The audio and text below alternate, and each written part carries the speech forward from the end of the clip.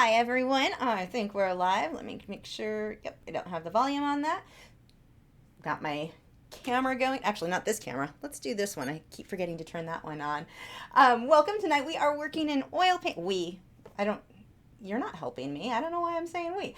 I'm working in oil paint and working on a Fredrix. This is their Belgian linen Pro Series oil prime, Pro Series, not series, oil prime linen canvas. These ones, they're so great. If I'm working in oil, these are definitely my favorite canvases. The Belgian linen regular ones are great if you're working in acrylics, but if you are doing straight oils, the oil primed I like the best. The paint just glides across these.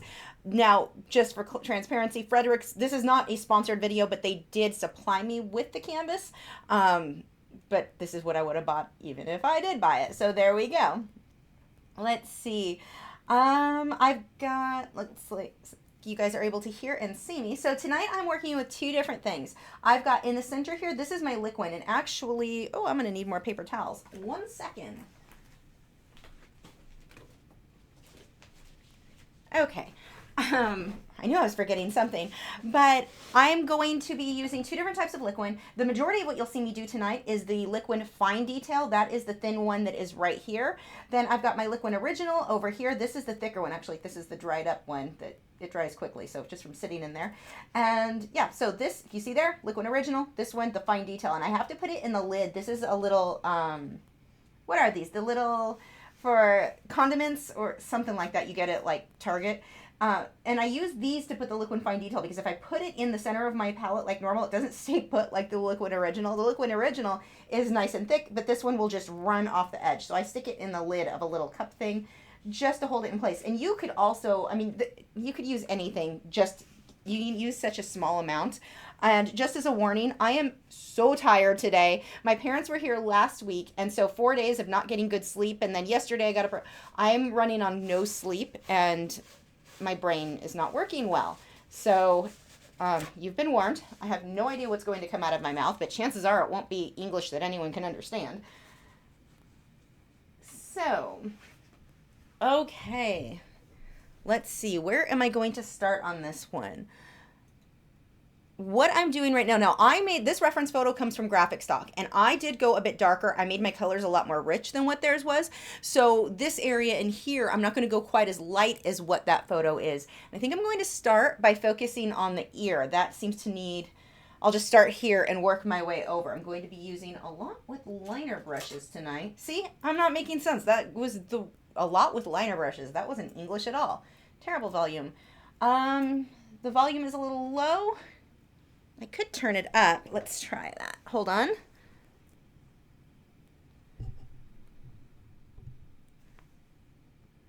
I can't tell based on, hold on, this is upside down and I think I may have just turned it lower. Which way do I need to go on this? Yeah, I think I did just turn it lower. How's that? Is that any better? So that has turned up a little bit more. These ones are really sensitive. If I just barely turn them up, it may be way too loud. So let me know how that goes. Yeah, Vladimir says, I wonder why you were talking so slowly. Yeah, I'm half asleep. I drank some coffee. It didn't help. Let's see. While I wait to hear back from Joseph to see if the volume is improved, we'll answer a couple questions. Moise wants to know, any tips on how to paint dormant trees? Get a good photo. Don't just assume, I know what a tree looks like and I know what branches look like and this is what it's going to look like. Get some photos. There are great photos. Look for winter trees. If you do that as a search, you'll find some really great things. So that would be my suggestion there, is just get some decent photos so you can get a feel for how those branches move. Let's see. Paul said, when looking at this, it looks done. What are you seeing that tells you it needs more work? A lot of little detail areas that I need to clean up, like the ear. This is just a mess over here. I've not tightened up the detail there. Now, to be fair, you guys are seeing this on a webcam. It looks a little bit smoother than it does in person on certain areas, like the ear. What I'm seeing on the ear in person is much more rough around certain edges than I want my actual finished product to be. And I don't have my highlights in the right place. So a lot of what I'm going to be doing are going to be adding highlights. And Yes, Bellyriffic wants to know if I've already put more layers on it. Yes, there are, how many layers did I put? 3 additional layers since the last time you guys saw. So, and each layer only takes me like 10 or 20 minutes. It's very quick to run through and just tint color. But yes, there are quite a few more layers than when you saw this the last time. Mara Black said, we're hearing on the news parts of Texas are getting hit with bad weather. Are you okay where you are? Well, it's sunny and clear right now. Let's see, actually. Oh, it says that there's a 50% chance of storms. Let's see what we're at. But then this says nothing. No, it doesn't look like I'll have any problems during the live stream. There's no chance of rain at all anytime soon. So must not be in my area. Let's see. Okay, the Art of Joseph Fincham, who is one of our moderators, and he says that does sound better. Make sure to check out his channel and Valerie. I've got links to both of their channels in the video description. Valerie does really cool wood burning. Joseph does some really cool painting. Make sure to check that out and subscribe to them as a thank you for helping me out with these videos. Whoops, let's see. I may have just scrolled too far. Make sure if you don't have the highlight, the Lachri Fine Art, if you don't have the orange highlight, I'm definitely not going to see your question. I may miss it anyway, not intentionally, but that's how I'm able to see who's asking what. Let's see. Brianna wants to know if this is a painting of someone in particular. No, it's just a model that I found on Graphic Stock, some really good photos. Mara Black says we can do this live stream another time. No, I'm tired more often than not anyway. It's just a little worse than normal. I have work to get done whether I'm tired or not. That's one of the fun things with having health issues. You just learn to work through it. So I just wanted to warn you guys, if it sounds like I have mud mouth, like nothing is coming out right, I'm just tired.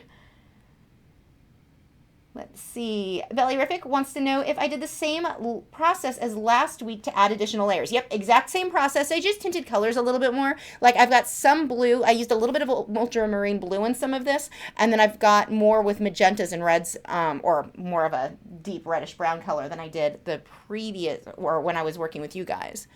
Okay, so we're just going to start on this area in here. And the reason that I will switch over to, this is the zinc white, by the way, so it's going to be a bit more translucent. The reason that I switch over to the fine detail versus just using the regular Liquid Original is when I have fine details, I need things to be very thin. I'm going to be able to do that much easier with a thinner paint. Now, what I used to do before I invested in the Liquid Original, because for many years I did the starving artist thing where, you know, buying new art supplies, that can get very expensive. So what I used to do is just use a teeny tiny bit of paint thinner to thin out my Liquid Original, and that worked well. This is definitely easier though. Okay, guess I can use this brush to blend it. This brush is clean, it doesn't have anything on it, and I'm just going to smudge that reddish brown color up. I'm going to let that pull down into the darkly tinted area as well. Whoops, I just scrolled too far and missed that question. Barbara Lovelace wanted to know if I'm recording. Yep, I hit record right at the beginning this time.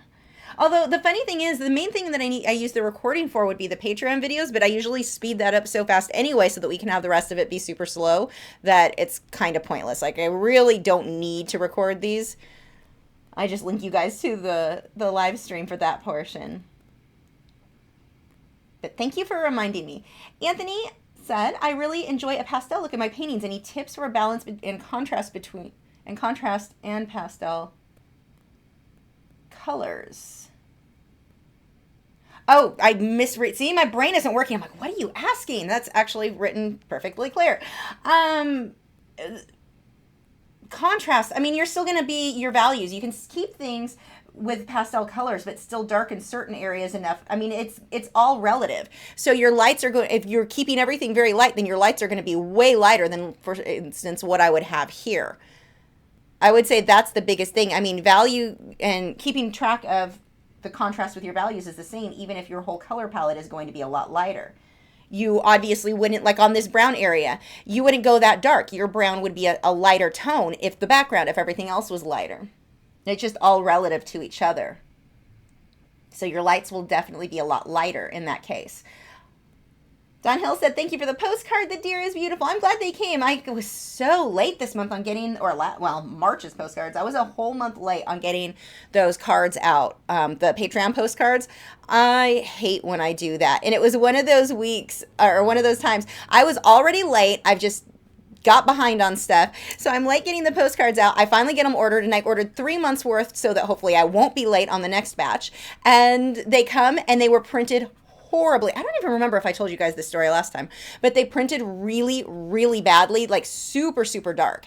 And I'm like, there's no way I can send these to people. They tend to print a little dark, but not like that. I mean, these were horrible. So I contacted them and I was like, yeah, I can't use these and I need them reprinted, and they did reprint them. They actually first tried to convince me that I needed to print or lighten my image. And I'm like, that's not the problem. You need to print them properly as I've sent them to you. But they did resend them or reorder them. So that was great. But I had to wait even longer to get those in. And it just took, I was already going to be late and then waiting for postcards to be reprinted again. It definitely made me really late. So I apologize to those of you who were waiting for your March cards that took so long to get there.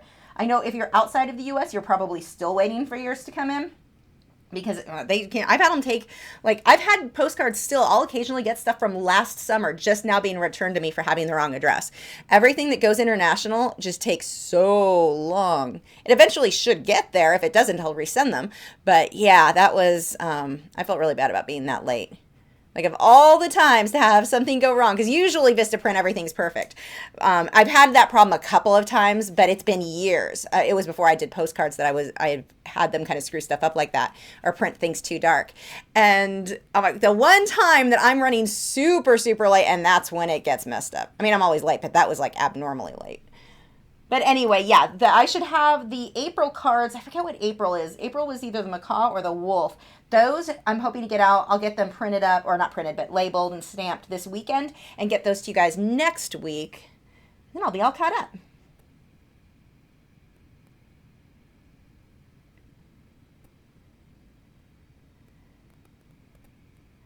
And Kita says, logged in for the first time to your live stream. I'm from India. Hi from India. Your videos made me crave for the powder blender, but they said it still does not ship to India. That makes me sad. I hope that they cheat. I hope that that gets worked out. I know shipping stuff internationally, it's not an issue of them not wanting to sell it to people internationally. I mean, that would make no sense business-wise. The problem comes into getting it over there, and governments want certain things printed certain ways, and it's a long process to be able to sell different products in different countries. Like, it was really easy here. They were able to be released in the US pretty quickly after they made them. But everywhere else has been just a bit of a pain to get going. So that'd be cool. I'm hoping they'll get that over to you eventually. But yeah, getting things when you have a product like that, shipping internationally is definitely a challenge, because it's not just like I can send a painting to you, no problem. But when you get into products like that, you've got different things with toxicity levels and reports, and everything has to be filed certain ways and shipped certain ways, and it's a whole thing.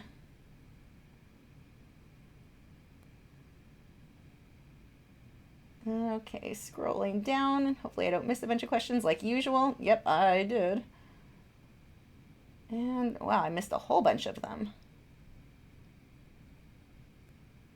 I wish there was an easier way for these questions not to jump like this. It's so frustrating.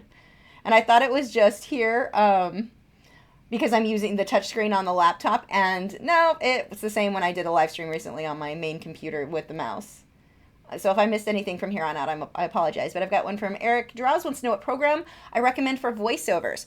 I use PowerDirector 15. I use it for all of my video editing. I've been really happy with that program. It's easy to use. I mean, I'm not super amazing at video editing. Well, obviously, you guys watch my videos, you know that. I'm not super amazing. Like, that's not something that I've taken classes or anything like that on. I don't totally know what I'm doing, but I was still able to figure it out. So I really do like the PowerDirector 15. Come on, let that go. Some of these paints are a bit dry, so I have to kind of reactivate them. Or not reactivate, that's the wrong word. I have to puncture them and get the wet paint out from the inside section. But that was, this is going to be too yellow. blend that a little bit. But yeah, Power Director 15, I really like. You can get that on Amazon. You can get it from the company's website too, but it's a lot cheaper on Amazon. The reason that I'll sometimes get it from the company directly is they'll occasionally have really good sales. Like they had one when I got my upgraded one. It was something like 75% off, so that was a bit cheaper. But yeah, that's what I use. Amy Elizabeth said, do you listen to or watch anything while painting or drawing? I can't work if I'm not listening to something, and I'm always curious how other artists work. Yeah, I don't like being in a quiet room. I know those of you guys are probably shocked being that I never shut up. The total quiet drives me crazy. So I either need music, TV, and not usually TV. I don't have cable. So I don't really get TV here, but I used to sometimes put Netflix and stuff on. But usually it's TV or an audiobook, or occasionally I'll watch different like talk radio type things on YouTube, stuff that's streamed that way. But normally it is music or audiobooks. Our VIS Blessed said his mouth looks like it's cut in the middle. Cut in the middle. It's not. I'm not. Oh no, it's just the crease in his lip. I've got a lot of work to do on his mouth still. Yeah, and this angle right now, because of the way the camera angle is coming down, it looks like he has this gigantic alien head. He does not. It's completely the angle of, I mean, his head is showing a lot because of the angle, the positioning of his head, but it looks really severe on the live stream, just the webcam angle. I apologize for that, but there's not a really good way for me to set this up and still be able to get the other camera. But you can see the brush strokes that I'm making, so it should be fine. So basically what I'm doing here is just really focusing on little details that I basically kind of skipped over previously. This is where I really watch little things that I didn't pay attention to before.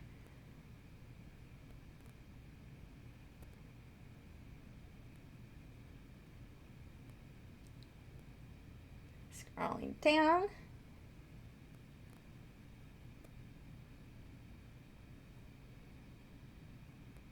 Amy Elizabeth said, oh, no, that's the same question.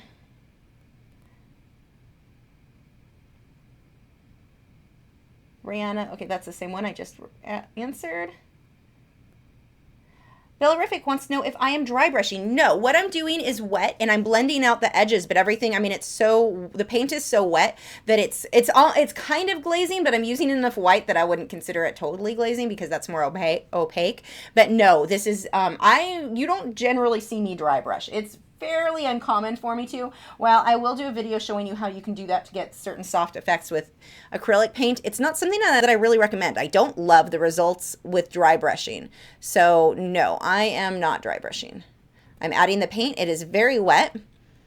That is, every time you see me lift the paint with the liquid or the kind of yellowy stuff in the center there, or golden stuff, that is wetting the paint. So that's how you basically know that I am not dry brushing. Oh. Hold on, my mom. I have to respond to my mom. She's one person I can't. I got her a Fitbit for Mother's Day, and my mom has the same back problem I do, so she can't sit at all at this point. She walks constantly. She stands at work, she stands everything, and now she's all,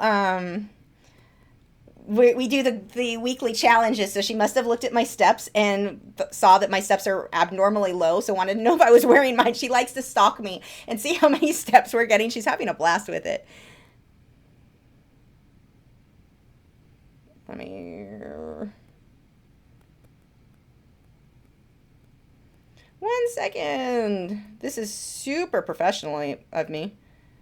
But it's my mom. You can't just ignore your parents. Well, at least not my mom. Okay. Watch. Incoming phone call in like 5 minutes. Next question. Am I going to be brightening up the bright areas? Yeah, a lot of them I am. They're a little bit darker than what you're seeing on video, but I'm definitely going to darken them up. And one of the things that I did earlier on the previous glazes is that I darkened these enough that I can now come through and get the highlights, and the highlights will stand out well. So what I was looking for, I need a softer brush to blend what I was just blending, because the stiffer brush was making it worse. 1 second. I need to find something that's... This one's pretty soft. Let's see if that'll give me... There we go. So I needed a softer bristled brush. This one is a Taklon bristle that I didn't clean very well. And so the edges are a little bit frayed, but it works really well for blending that out. I'm just slightly smudging. Remember when working with oil paints, this is one of the biggest mistakes that I often see people make, is that they overblend. They blend easily. And so students will want to blend and blend and blend, and you don't want to do that. You just want to soften edges where needed, but you don't want to blend to the point where you just lost all of that, all of what you were working towards. My chair is squeaking. Oh, that's going to be annoying. So just tinting this, lightening up in here.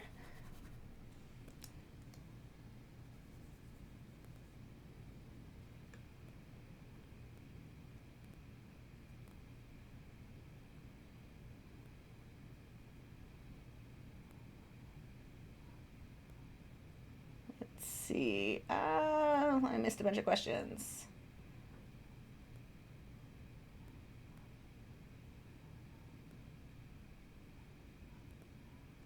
Claudia wants to know if I've ever tried making or selling ATCs or ACEOs. I don't like working that small. Those are the smaller card art. I think it's a great idea, and I've seen people do really well selling those on eBay. Like, it turns into a collector's type thing for a lot of people, and I've seen that go really well for many, many artists. But no, it's not my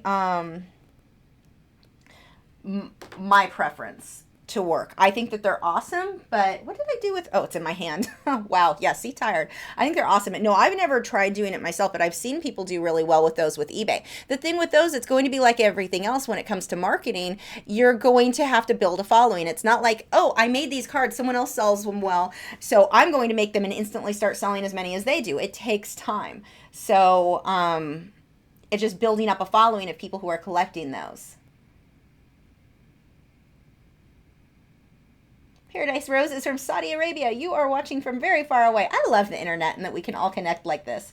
So fun. RVS Plus said, it seems that all my comments doesn't get through. Well, I'm reading this one, so apparently some are getting through. Vendetta wants to know, what music do I listen to? Earlier I was listening to Amberlin. They are my absolute favorite, like obsessively so. I can listen to them. That's one band that I can listen to pretty much nonstop all the time and never get sick of. Now, to be fair, they've made a million albums, so that helps, but that's my favorite. But I listen to a lot of different things. I like classical. I like kind of new age stuff like Bal Maria. I love Bal Maria. What else?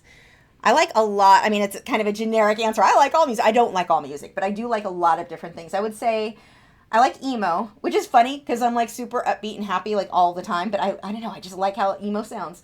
Let's see. What else do I listen to?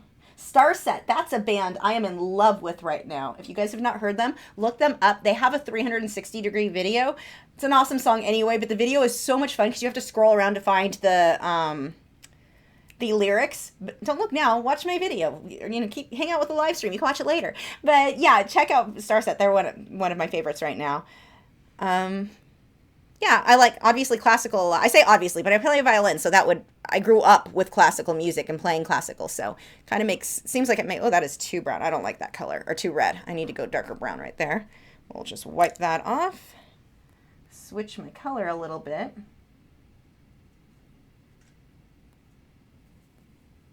I need it light, but not that.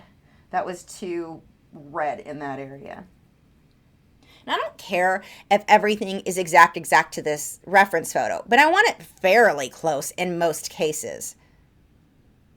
I'll make adjustments that I think will make my piece look better here and there, but I don't want to, just be like, okay, I'm lazy. I've got red on my brush, so that's the color that I'm going to use right now.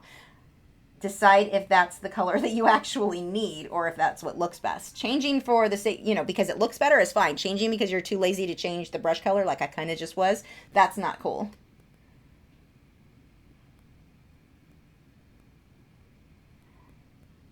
Duvdev wants to know if I draw or paint from imagination too sometimes. Occasionally, yeah. I mean, if you look through my channel, you'll see I have more surreal stuff in addition to the realistic stuff.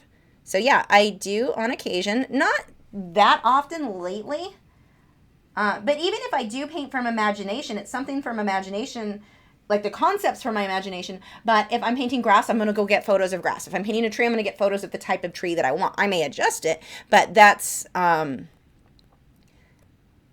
I keep things still looking semi-realistic, even when I'm painting in a very surreal look, or from, you know, a concept that came from my mind that doesn't exist. So let's say I wanted to paint a dragon or a mermaid. We'll go with a mermaid because that's more likely for me.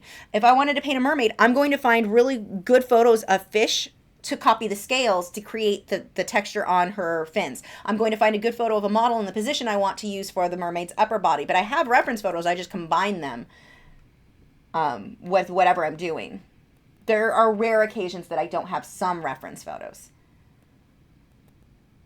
Chris Stevens wants to know what types of background I can use, or he can use, on animal portraits that aren't too detailed. Well, something like this. I mean, this is just rough brush strokes. This looks great for pet portraits. What else? You can, there's just so, look up, do a Google search on portrait background, and that will give you a lot of different ideas on different types of backgrounds. But I mean, this type of thing, this loose brush stroke works really well on portraits because you don't pull attention away from the subject. It's very loose. Another way would be to do something that's sort of out of focus, so that pulls the attention to the subject. So that's a way too. That's the way that you guys typically see me work. What else? You could do solid colors like I did on the cheetah recently in acrylics. That's just one solid color with a few swirls in addition to it. So that one's not super detailed. Vendetta wants to know my opinion on graffiti. My opinion varies based on where that graffiti is located. In an area that is appropriate, like not in a legal area for graffiti that either the city has set up because, you know, for art purposes. I've seen there are some freeways that it's, you know, encouraged, or there were areas in LA years ago, I don't know if they still do this, where they brought in artists to paint it, and it was absolutely awesome. I love the style. I'm not a huge fan when it's painted on somebody's, you know, business wall that is not, they didn't hire the person for it. So location matters on my opinion there. I like the look when it's in the appropriate location. Madison said, I am working on a piece in acrylics right now that I'm considering putting oils over. What is the benefit of doing oils? One, acrylic versus glazing, and more with acrylic layers. Wait, what? Of doing oils? One acrylic. I don't know why the word one is there. I might be half asleep. Okay, well, I'm not sure what you're asking exactly, other than why maybe you would do oil over acrylic. I do oil over acrylic when I want, now I only do that over the Liquitex Basics. I would not do it over a heavy body where the paint is super glossy, just because it doesn't stick as well. But when I paint over the Liquitex Basics, I basically can do my underpainting, get things blocked out very quickly in acrylic that I don't need blended super smooth, and then I can come on top with the oils on areas that I need to blend super smooth, and it just gives you a lot of depth. The more layers, the better anyway. So that is why I like doing it that way. Now, in this case, I could have done the entire underpainting with oils, but I did, or with acrylics, but I didn't because I'm using an oil primed canvas. If I were using any other any non-oil primed canvas, I would have probably done the underpainting with acrylic and made it go a lot faster. But make sure if you do oil over acrylic, you can't go back over with acrylic. I've had people ask about that. And it's like, first, there'd be no reason. I mean, ideally, the quick stuff would already, that's why you did it with acrylics, to save time. There's no reason to then go back over. The oil, wow, this is not coming out right. My brain has shut down for the night. But the benefit of oils is that they dry slow, so you have time to blend. So doing acrylics on top of that makes no sense to me, because the whole point was to have your final layers be blended perfectly and very, very smoothly, where sometimes that can be difficult to do in acrylics. At least for me, that's my point, my goal.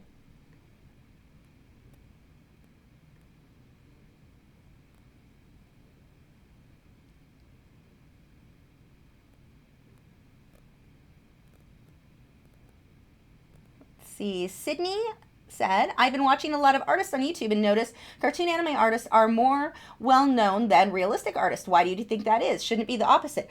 I don't know. I think you get more, I think you've got a younger generation is drawn to or more familiar with YouTube than older generations, and it seems to be that younger generations are drawn more towards anime and cartoons than older artists. So I suspect that's a large reason, but not it couldn't be the only thing, because we do have artists who are amazing with realism who have huge channels too.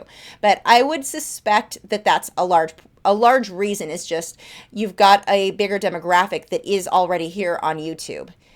With realism, when we want to hit the older group, we've got to get over to Facebook and let people know that stuff is here, because even me, when I started making videos on YouTube, I didn't even know I didn't understand how to subscribe to something. I didn't know anything. So yeah, I'm aging myself.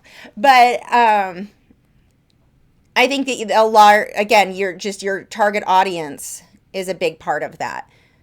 And you do have a much younger crowd here on YouTube, and a lot of them like anime and cartoons better. And that doesn't mean that won't eventually shift, that they won't end up liking realism. But right now, and I know that from teaching, a lot of kids, they really wanted to stick to cartoons and anime and stuff that they were familiar with. So, I want to draw Frozen, or the girl Elsa from Frozen. So that sort of thing, you'd have a lot where more adults that may not even be on YouTube that often don't.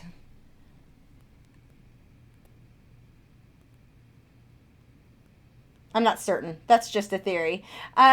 Joseph said that they do still have those areas with graffiti. Venice Graffiti Park is awesome. There's also one in Austin. Oh, I've never been there. I've actually never been to Austin. It's very far away. Texas, everyone that I talk to, they'll expect oh, you can go down to Austin. It'll take, an hour to get. Everywhere's an hour away, like it would be in some states that are a lot smaller. The state is huge, and it's a whole day's drive to get to South Texas from where I'm at. So what I'm doing a lot are these little dots, kind of shiny spots, where I want the brightest areas.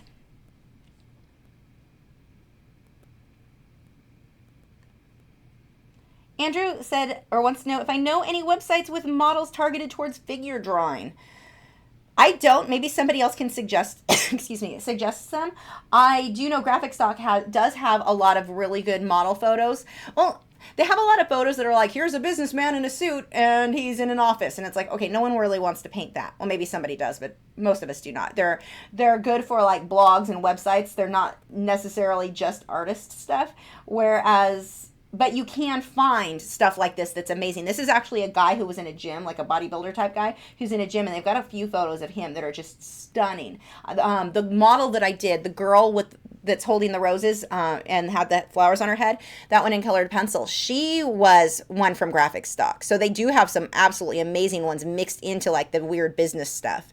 I say weird. It's only weird for me because I want art stuff. That actually makes more sense for people who are building their websites and using it for stuff like that. I may end up doing a little bit of glazing on this tomorrow night, just in a couple areas where I'm going a little bit more white than I want, but I need to get it this light first. This will be mostly done before I sleep tonight, but I need to get some of these light areas in first so that I can then darken them or tint the color later. I love French fries said, have you listened to any good audiobooks recently? I was listening to the Court of Rose and Thorns, or Frozen, I don't know, one of you guys can correct me. And I got to the third book and it just got weird, and I feel like, did I miss a whole book? What the heck is going on? Characters just switched alliances and I have no idea what's happening right now, and it's weird, and I kind of got sick of it and stopped listening. So I need to finish that one. There was another one though. What have I been listening to? That one was one, and I need to get it. I've been reading I think the audio just came out, the second one of, what is it called? Actually, I probably have to pull it up on my Kindle. And I cannot recommend this series enough. The Never Hero, this one is The Never Paradox. It's by T. Ellery Hodges. The Chronicles of Jonathan Tibbs, Volume 2 just came out, and so that's the one I've been reading myself, but that one's fun. That one is one, it's not, I don't know, I call a lot of the books I listen to more girly. This one is not. This is one my husband would like to. It has aliens, and I don't know, it's cool. It's very, very well done, and so the second one I think just came out on Audible. I haven't downloaded the Audible portion yet. I've been reading the hard copy, but I don't have time to read, so I'm going to have to download that. But that one's really, really good. Oops, I just scrolled too far again. Pasta Lover Forever says, is it a good choice to use social media as a selling platform? Because I see a lot of artists use it and are successful. Absolutely. I think, but not your only platform like thing. Social media should be in addition to your website. You need to have your website. That, I mean, people are going to take you more seriously that way anyway. But yeah, absolutely, social media can be used. A lot of my sales came because of that, because it's like, even though I have my website and people are going to go to my website and find out who I am, a lot of them would then come back to social media to find me and buy stuff. Or people would see, people don't typically go to your website every single day, whereas social media, they're on, so they are more likely to see your posts. So yeah, absolutely, social media can be used. The thing is, when selling on social media, you've got to watch not to hard sell it too much. I'm not a good example because I don't really push sales on social media much, just because I don't have time. I really push the videos more than sales. But when you do sell, you don't want to overdo it. You're likely, if you're constantly buy this, buy that, look at what I have for sale, that is going to push people away. There's a saying they tell you, give two free things, like here's a tutorial, here's this, here's that, for every one thing that you try to sell. So at least 2 posts should be nothing to do with sales, and 1 post sales at minimum. I would go even more than that, because even that sometimes ends up feeling, you start to feel very spammy, and you're likely to have people unfollow you. But that doesn't mean that you shouldn't try to sell through social media. You just want to balance it out. Social media is a great place to get sales and connect with people who want to buy your artwork. The thing is, and watch where you're doing it. Like, we have people come into our art group, the Lachri group for artists, and they'll try to sell here. And it's like, this makes no sense. You're trying to sell to other artists. It's not that other artists won't buy artwork, but that's not what those groups are for. This is not your target audience. So making sure you know where you're sharing. So like on your own Facebook page is appropriate. Then taking that into another group full of artists, not an appropriate place to try to make sales. So it depends on where and how you do it, for sure. And you can do too, if one thing I've seen people really successful with, some people are not comfortable just making a purchase through Facebook. But if you've listed something on eBay and then you list that link over on Facebook, that sometimes will make people a bit more comfortable making the purchase through eBay, because it's a trusted source, if that makes sense. So that is an option for you as well. But absolutely, I think social media is a great place to get sales. Just watch that you do it right. I mean, there's a girl who I used to follow, and I don't ever see anything from her anymore because no one interacts. And I think that I still follow her, but the fact that I don't see stuff from her is because there's no reason for me to interact with her nonstop trying to make a sale. So when the way that Facebook, for example, works, the more someone interacts with a post, the more likely they are to share it with your fan base. If nobody's commenting, nobody sees it. And Facebook's really bad about not sharing your stuff with your fan base anyway. So like tonight, I linked that this live stream was going up. They're only going to share it out of like 25,000 people who have liked my page. They'll share it with like 200 max, and usually less than that, because it's a link to this. They don't like outside links, so there's that to keep in mind. But your stuff gets filtered really, really heavily regardless. And in this case, this girl that I'm talking about, she used to post photos of her work and occasionally post sales. And she got to the point where all she was posting were prints available and this and that. I'm trying to sell this now, and now you can buy this bag with my artwork printed on it. And it was several times a day. Well, what was happening is her stuff got filtered so heavily. No one has any reason to comment on that. Like if I post a tutorial, this is how you draw a tree in colored pencil, people are going to comment and go, thanks, that's awesome, this is helpful to me.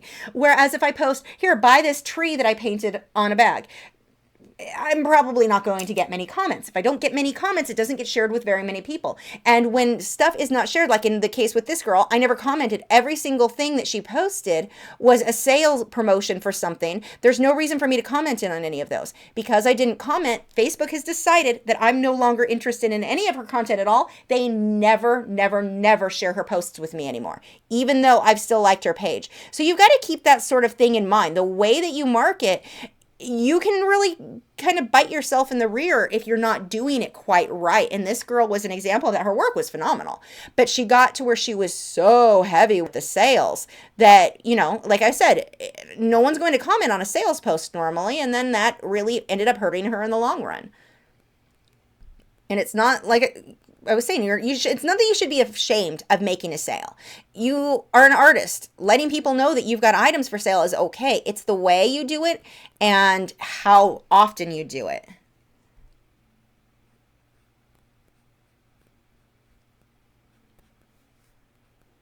Oh, my neighbor's TV is loud. I didn't notice that till I stopped talking. Okay, let's see.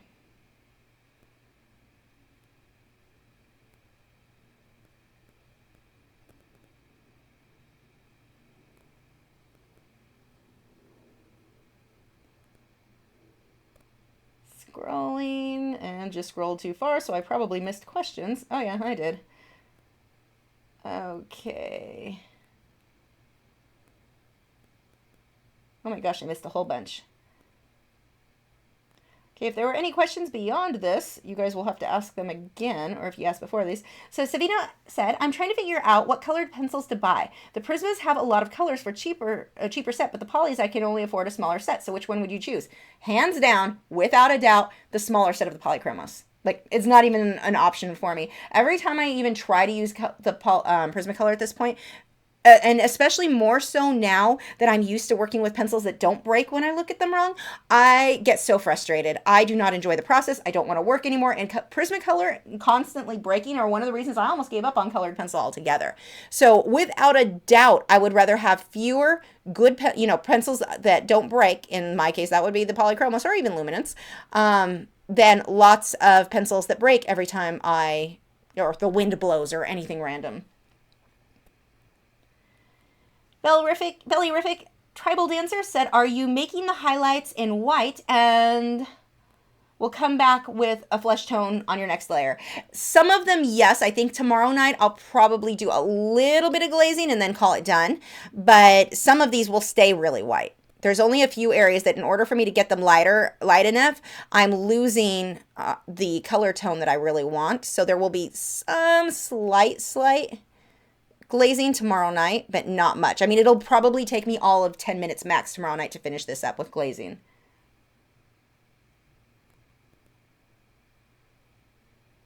Okay, we've got Mara Black said, you probably really like the John Carter on Mars series. Didn't realize there was more to the story. The movie never indicated a lot more of the stories. I'll have to look into that. I'm really picky about what types of stories I like. I actually don't like space and aliens, and those type of stories don't typically interest me at all. This one specific one, it's different. I don't know, the one that I was talking about, the Never Hero one, or the Jonathan Tibbs books. They're just written in an unusual way. I don't know, I like them. Anthony Cassidy said, can you use an oil varnish for acrylic? It depends on the varnish. Check with the maker. A lot of them you can. Like the one that I use Gamvar for my oil paintings. I can use that on acrylics as well. Now, if I was to do an oil over acrylic, everything's already covered in oil, so then I would always use an oil varnish. Casey said, I am brand new to colored pencil. Do you recommend starting with OMS or powder blender? That is completely up to you. I like them both for different reasons, and I would not personally want to give up one completely for the other. So I would say pick one, get to where you're really comfortable with it, and then try the other. There are things, like I said, that I like about both. So they're both great products. And you learn when you're using one. Like the way that I work with Powder Blender is very different the way I layer and blend than how I work with OMS. OMS is going to be a much slower method. So if you're somebody who likes projects to get done a lot faster, then I would say Powder Blender. If you think you'll get frustrated with the slowness, I think Powder Blender, once you get the hang of it, it's easier than OMS. It's easier to get the results that I personally want with that than it is with OMS. But there was a bit of a learning curve because I was so used to working with OMS that when I switched to Powder Blender, it was like, okay, I have to rethink or change my brain how I'm viewing this. So I'm switching over to this one here. This white is my Weber's Permalba, and it's more opaque. So I switched to that guy where I need something to be very, very white. Selena wants to know if I have done a review on Caran d'Ache Pablos. No, I have not, and I need to. Can you use them with polychromos? Absolutely. The Pablos they're comparable to what Prismacolor Very Thins are. I hated Prismacolor Very Thin. So they're not, like, I'm not the best person to ask because they don't work well for my technique. However, I did find more recently, I love the Pablos when working on sanded paper for my final details when working with Powder Blender. So for me, there would definitely be a time that I would use them, but it wouldn't be my regular all the time thing. And I really don't see a benefit of using those like if you've already got your polychromos, I would say get some luminance, not the Pablos. The Pablos, they're closer as far as like being able to get fine detail, although they're very full. They feel very waxy to me, which I don't love, and that's what I've never liked about the Prisma Very Thins. But I would say, like, if you're looking for a nice complement to polychromos, go with the luminance. That's going to be a better complement, or something that's a little bit different from what you've already got.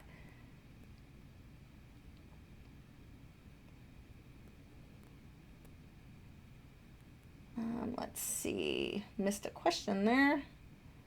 Wow, it looks like I missed a lot of them. Here we go.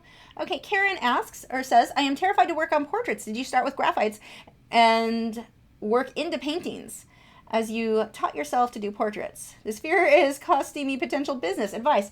I started myself with acrylics and did a terrible job with it. Decided I'm terrible at portraits. I'm never doing people again. Not my thing. Then I had a manager for 5 minutes that was useless back in, oh, when was this? 2000, 2001, I don't know, a long time ago. And he said he needed me to do a portrait of somebody who was, or a famous person, so people could see my actual painting skills, which is funny and absolutely pointless considering that's not what I wasn't trying to get commissions on portraits, but that's what he wanted me to do. I didn't know better, so I was like, oh, okay, I'll go ahead and do it. And by this point I had started working in oils. So I did my first portrait with oils of James Marsters. It's still on my website. That's still one of my favorite. I love how that portrait came out. I was really proud of that one. But I did that and realized, oh, okay, I'm actually not terrible at people. I just needed to take more time and then use a medium that was easier, like acrylics. I still don't love acrylics for portraits. It's doable now, but I'd rather use oils. I like the dry time much better here.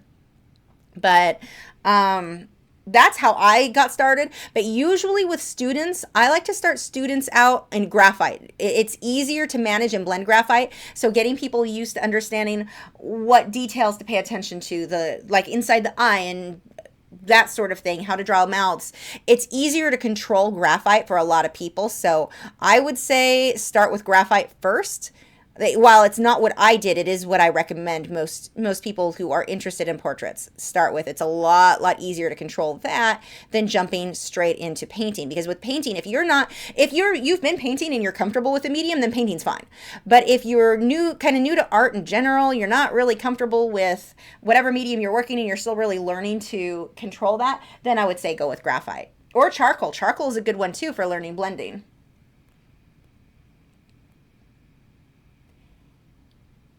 Anthony wants to know if I still recommend Facebook, despite the fact that it doesn't share all your posts. Absolutely, because even though it doesn't share all my posts, let's say with this one I put tonight, it probably shared, actually we can check and see how many times, whoops, that is not what I just meant to hit. Stop it. Facebook shared, this post has been seen by, whoops, I went too far, 400 people. Out of 25,000 people on my Facebook page, 401, sorry, let's be fair, 401 people saw it. That's sad. However, it didn't cost me anything but a couple of minutes to make the post. And people can come back. I mean, people who follow me can go and check out my page, even though they know that they're not going to see stuff come up on their timeline more often than not. Yes, absolutely. And if you can get people, like if you guys want to be more likely to see my Facebook posts, comment on one of them. Just say, I like this, whatever. Just the fact that Facebook saw that you reacted or interacted with that post makes them think you like that content and they're more likely to share future stuff with you. But it's still worth either way. It's still worth doing because it's free. And yeah, you can pay for Facebook posts. Now, I am not a fan of paying for, like, a lot of it is principle. I will not pay Facebook because they double dip. They're not, it's like we making posts on there. We are their content creators, but they want to charge us for making them money because they have advertisements on our posts. So they're making money from that. And I'm all for, I'm not one who's like, oh, they shouldn't make money. Everyone should be able to make money. That doesn't make sense business-wise to get mad about somebody making money off what they're doing, a product that they're providing or a service they're providing in this case. My issue is you're double dipping. Like YouTube pays us to make content. YouTube or Facebook is like, we want you to pay us and then we're going to make additional money off that post in addition to you paying us for it. It just seems kind of sleazy. And just the way Facebook works in general, Yeah, no, that's not a platform that I choose to advertise on. But like I said, that doesn't mean that I think it's bad. I think it's still worth posting on, because 400 people is still 400 people that wouldn't have seen it otherwise. So yeah, I still do it, but I am looking forward to the day that actually, I may use this a little bit, the day that another platform takes over, because it seems like when a new platform comes out, they are more user-friendly, not as focused on how much money they're making, and so it's more beneficial to us. But sooner or later, that business model isn't like going to be long-term sustainable, and they'll have to start making changes to make more money for themselves. The way that they make changes, it seems to be the key there. And in this case, I just don't like the model that Facebook made. But again, still do think that it's worth doing. Can you tell I get distracted? I'm painting and I'm just rambling and saying words. It's hard for me to focus what I'm trying to spit out. Let's see. Sayanti says, if I am starting off with an airbrush, what colors should I buy? I always say the more the better, but at least you want your prime, red, blue, reds, blues, yellow, green, brown, black, an opaque white, and you can mix from there. You can mix a lot of colors. Get a purple. I don't like mixed purples. Get a purple or magenta, and you can mix from there. When I first started painting, that's what I did. I got my basic colors that I could mix from. And the great thing is that's largely why I'm able, color blending and color matching is very easy for me. And I think a lot of that is because early on, I didn't have all of the colors. I didn't have a huge set of paints. I had those, basically what I just read off, were what I used when I was painting with acrylics. And so being forced to mix color, it taught me a lot. I think it was very beneficial for me.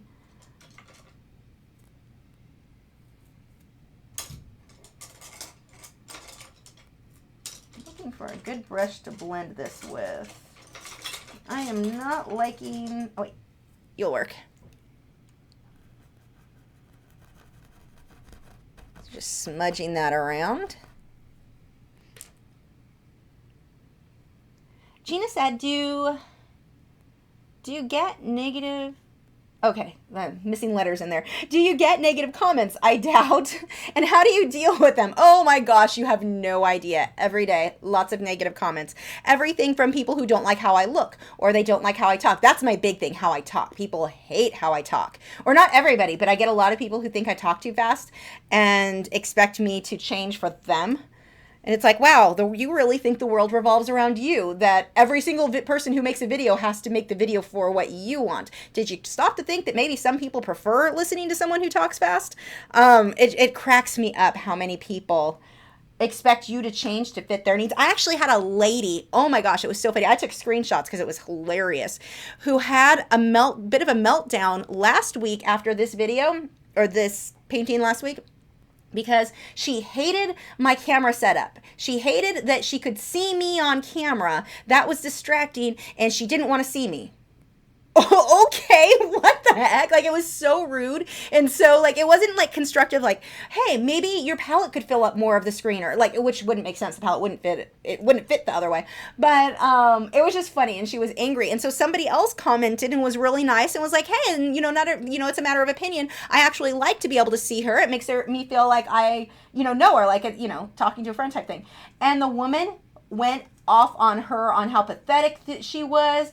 Who's so pathetic that they would comment on somebody else's comment, or you have too much time on your hand that you would comment on somebody else's comment on a YouTube video. And it's like, wait, what? That doesn't make any sense. You are the one who is weird because you took the time to make rude comments. Like, I mean, if you're going to jump on somebody for taking the time to do something that makes no sense, that would be on you. But it was the most bizarre meltdown where I was like, what?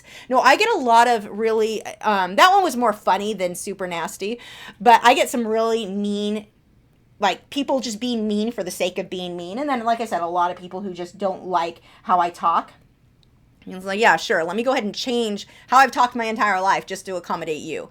It's not that I'm trying to be rude to somebody. It's just, this is how I talk. But I get sick of those. And what I do, for the most part, I ignore them. Like in this case, that woman who had the meltdown, banned her from my channel. She's never commented anything that was helpful to anybody else. Everything that she's commented on in the past, or comments she's made on my videos in the past, have been fairly negative. And it's like, why are you here? And so that one, when you start attacking other people who are being nice, I'm like, no, we're done with you now. So with me, if somebody disagrees with me, that's one thing. If someone's being mean and rude for the sake of being mean and rude because they have nothing better to do with their life, those people I just ban from the channel and we don't deal with them anymore.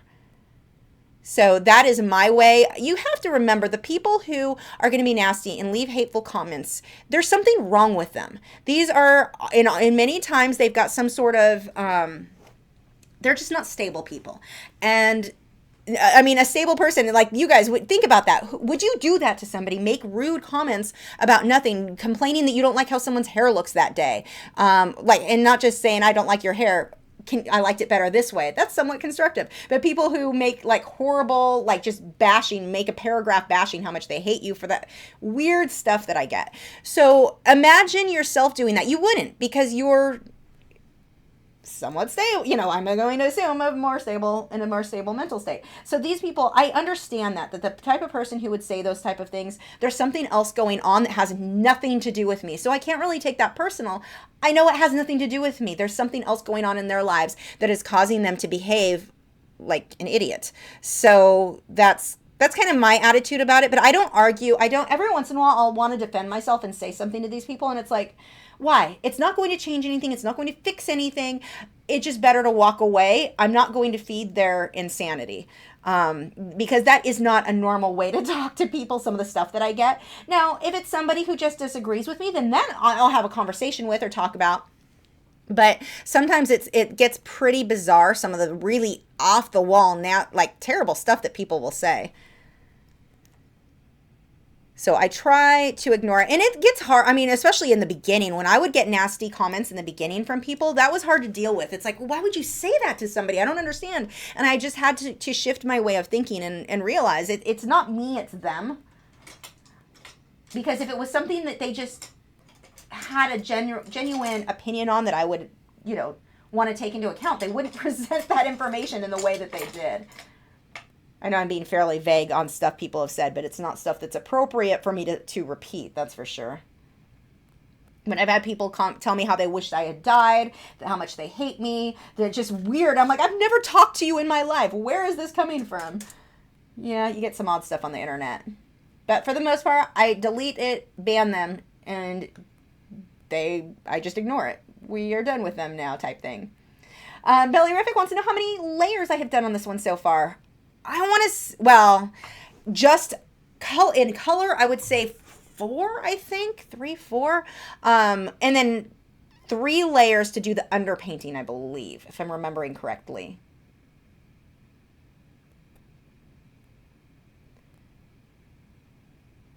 Bellyrific wants to know how long this painting has taken. Well, I started it a week ago, I think on Sunday or Saturday. I don't remember, but I took a lot of days off last week because of my parents being here, so I'm not sure actually like how many hours this has taken. What I'm doing is just creating texture right here where I need this to be a bit brighter. I'm just going to dab that in, and I'm going to soften it out after. When I soften that, I will just take a mop brush, just make a couple of brush strokes, but I want to keep the texture in there.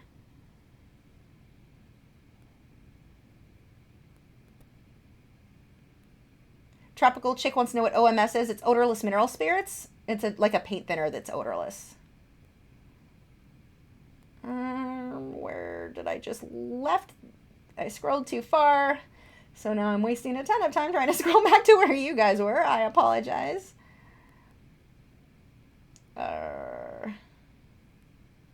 Where was I? Oh my gosh, I missed so many.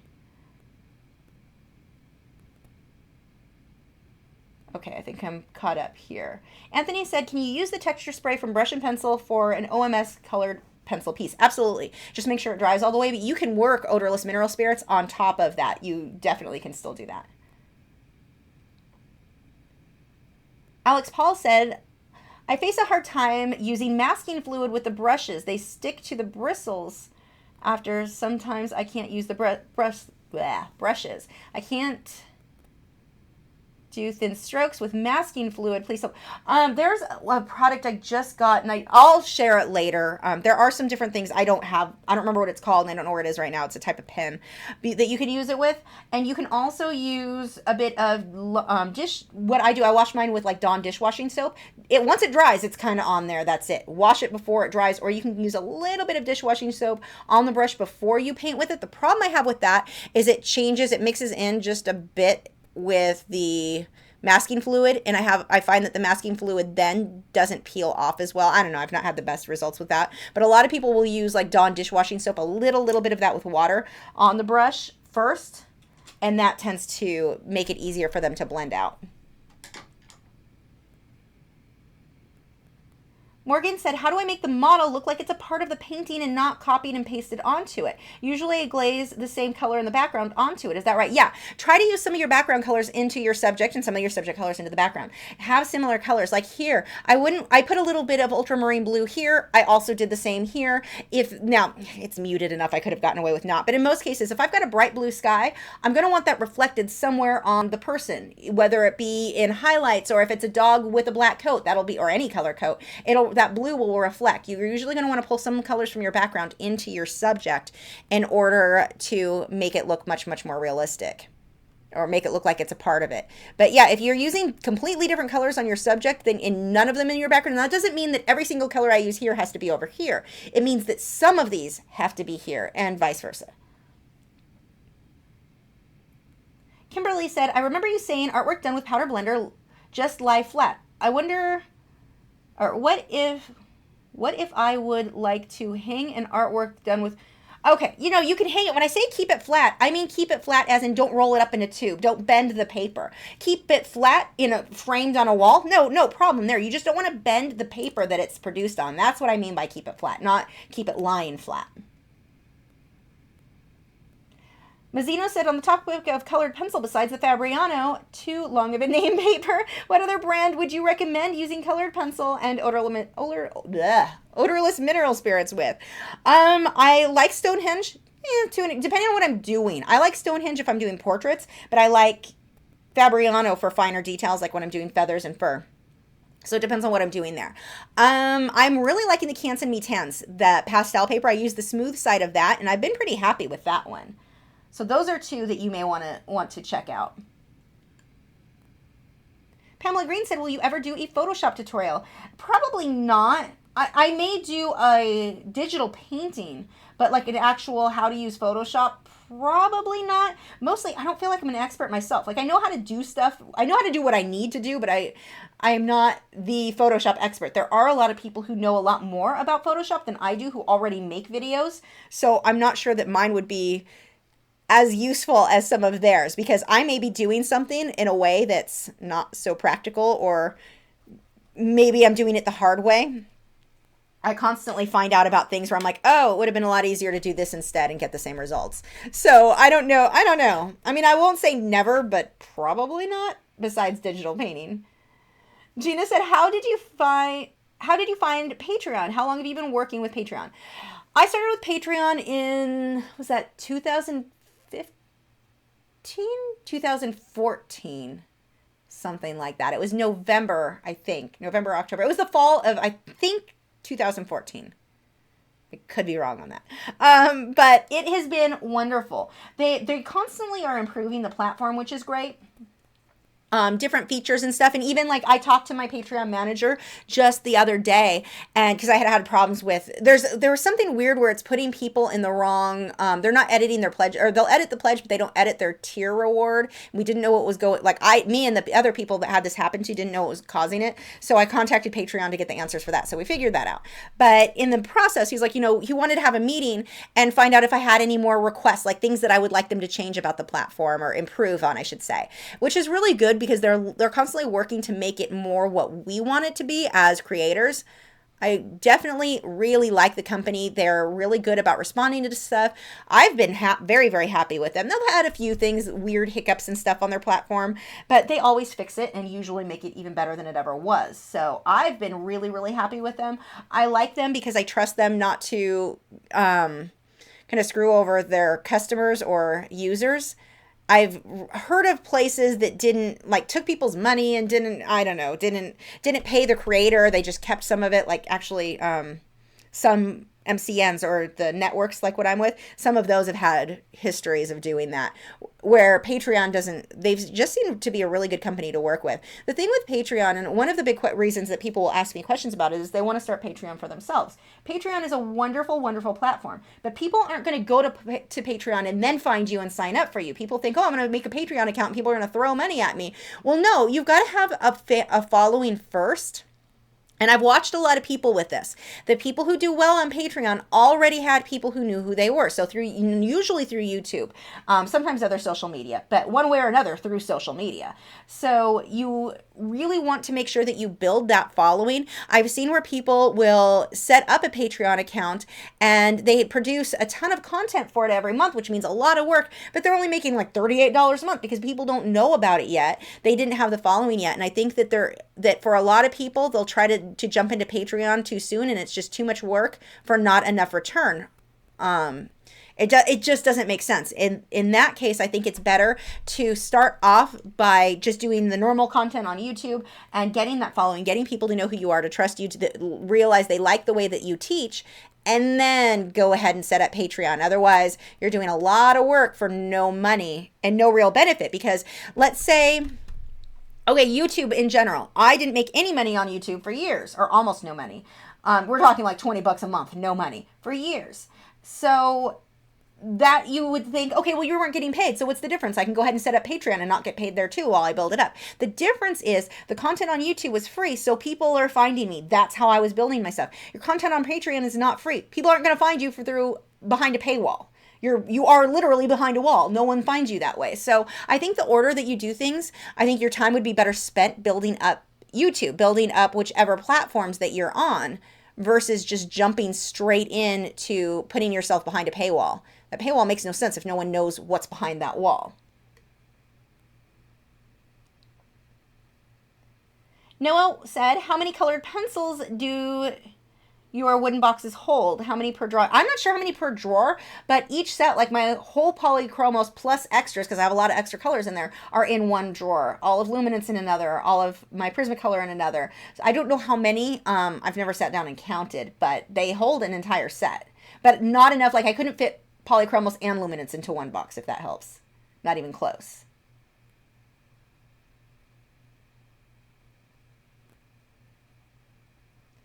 Lady Death wants to know if I can use, and you're not highlighting the name, so it's actually amazing that I just saw your question, but can you use liquid as the final layer? I don't get it when it says not suitable on the back of the product, or are we supposed to use linseed oil after liquid? Please respond, thanks.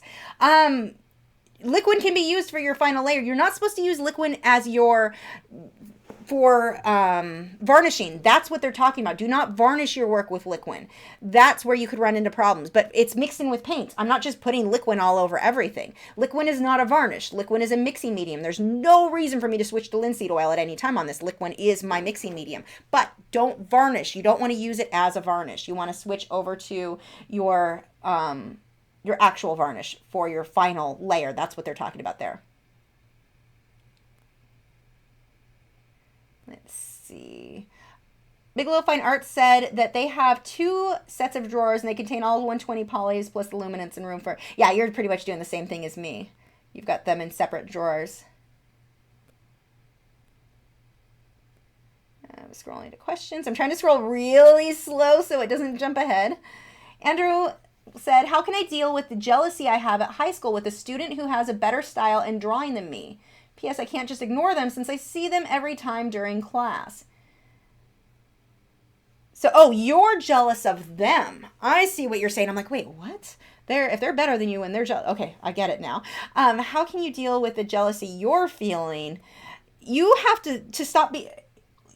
See, to me, everything is how you look at things. So you're looking at it as, I'm not that good. I look at that type of situation as, I can be that good someday. It's all in how you word things. It's all in how you view things. I mean, yeah, technically I'm playing mind games with myself, but I'm also a very happy person because I play the mind games in a sense that, like, look at the positive of it. And you have to train your brain to view things that way. Like, my grandmother is a great example of this. She is one of the most miserable people I have ever met in my life. I love her, But she's like, and I don't say miserable in that she's just trying to make everyone else miserable. I mean, she herself is the most unhappy person. She is negative. Everything's negative. Everybody's trying to, out to get her and trying to offend her or snubbed me. They snubbed me. That's her thing.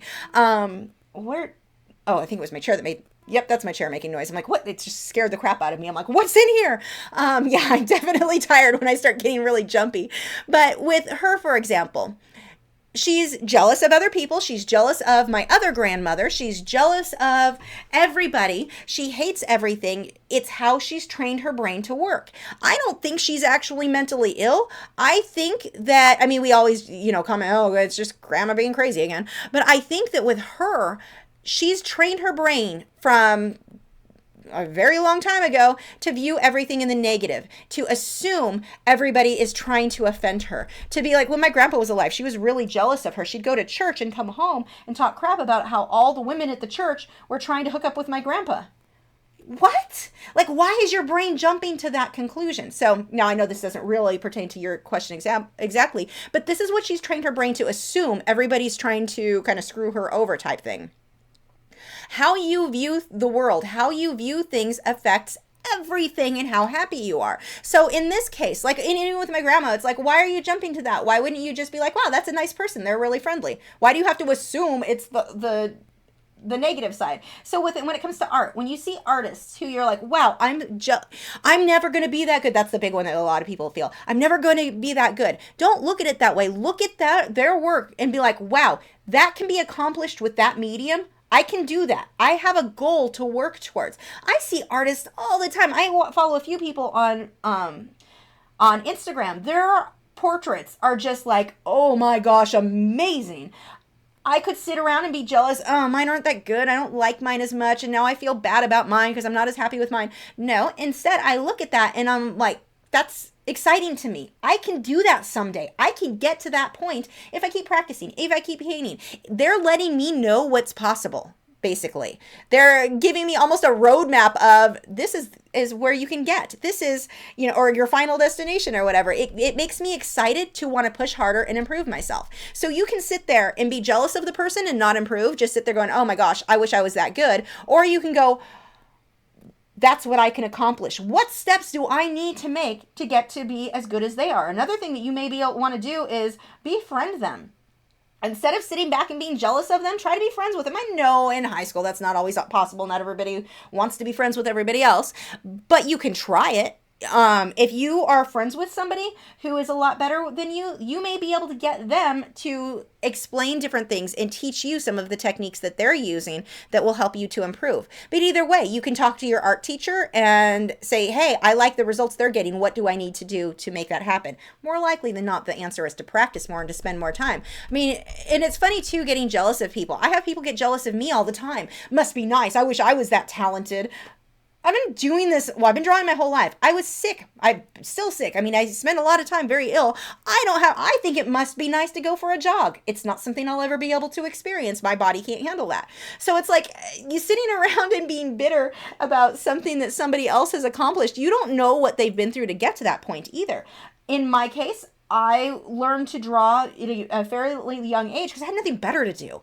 I wasn't out riding bikes as often as my friends were because I didn't feel well. So to look at something that somebody else is doing and do the kind of must be, and I know this is not what you said you did, but this is what I hear a lot from people, must be nice. I wish I was that talented. You have no idea how much work they probably put into getting to the skill level that they are at. Another thing to keep in mind, they probably don't think they're as awesome as you think that they are. More often than not, other people think we're better than what we think we are. They probably feel the same way about their artwork. There's a gnat in here. They probably feel the same about their artwork where they're like, wow, it's not good enough. I wish I was better, that you're feeling when you see theirs.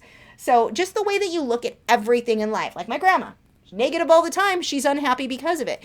She instead could look at the positive. She instead could look at things in a different light. The same situation can be viewed in two totally different ways that takes you from being encouraged and excited and motivated to miserable and unhappy and jealous. It's all in, nothing else changed. There were no outside factors that changed. It was you and how you viewed that thing. But you have to train your brain. I think that, like in my grandma's case, she's trained her brain to be nonstop negative. what she taught it to do. So that's not going to be an easy thing to change. And especially with you being young right now, this is a good time for you to start working on that. And not just with art, everything. If you have a tendency to be jealous of other people, then you need to train yourself how to be motivated by them. If there's something that they have you're jealous of, be motivated that you can reach that too.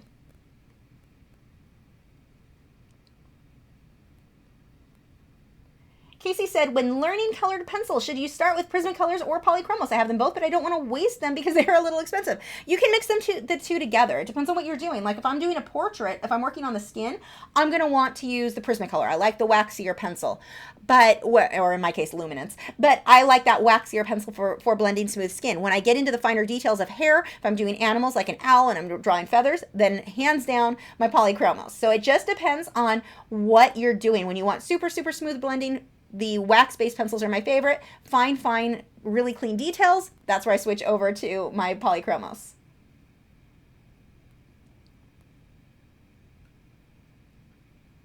Schizoid said, I like how you talk. I've been watching your videos for years now. Thank you. That's nice to hear because I hear the opposite so often from people who are just being jerks.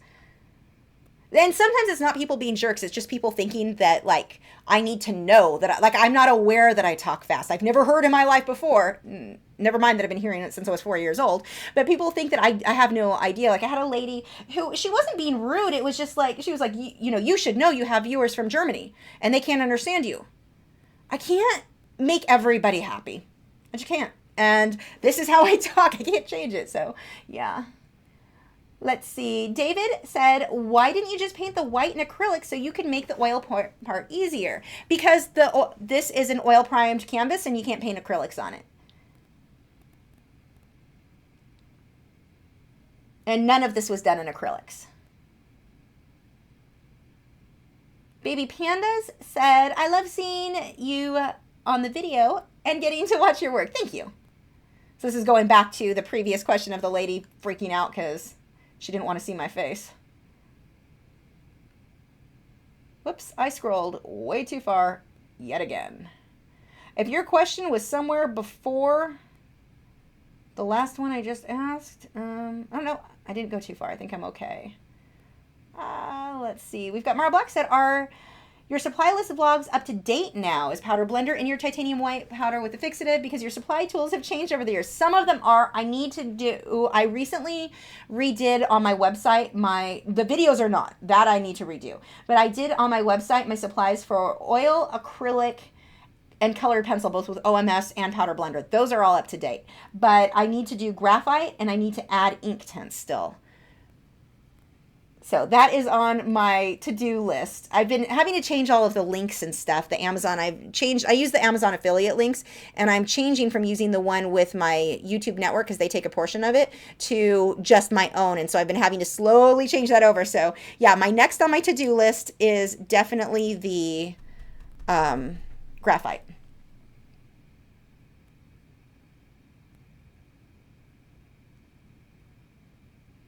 Yeah, talking about being inspired by other artists, one of the things that made the biggest difference to me, and a lot of people will tell you when you say that you have a problem with being jealous of other artists, oh, don't ever compare yourself with other artists. You know, everybody's their own. Nah, I don't agree with that. I think it's good to compare yourself with other artists because that's what's going to shove us to improve hugely. Like for me, when I tell a story all the time, so I apologize for those of you who are sick of hearing about it, but were years ago, I was doing pet portraits and mostly dogs, and I would spend about 45 minutes on a graphite sketch. I only charged, $60, so it wasn't like I was, they were just supposed to be quick sketches. But I remember looking through other artists' artwork, and I came across the website of someone, I believe she worked in pastels, but her work was photorealistic. And I looked at that and thought, oh my gosh, that is so much better than mine. So I could have gone one of two ways. I could have said, that's so much better than mine, I'm giving up. Or I could have said what I did, oh my gosh, that's so much better than mine, I want to make that happen. I know it can be achieved now. I've seen it that somebody did this. I want to make that happen. And that's what I did. And from that point on, I started spending more time on my work. And I mean, it was night and day, the difference of before I saw her work and got inspired and after. I mean, huge, huge difference just because I shifted how I viewed things. That is just such a big deal.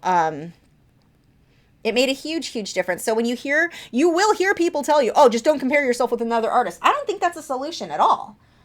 I think that it's natural to compare ourselves, and I think that that really helps to motivate us to do better. If I didn't compare myself with that artist, my work, let's just say you guys wouldn't want to watch my videos. That was an important shift for me to see that and get excited about what could be done that I wasn't currently doing. No, that's not a good color. That is way more red than I wanted. Wipe that off. What I need, I think this is, nope. Which one do I need? Is that the one I need? Yep, that's the one I need.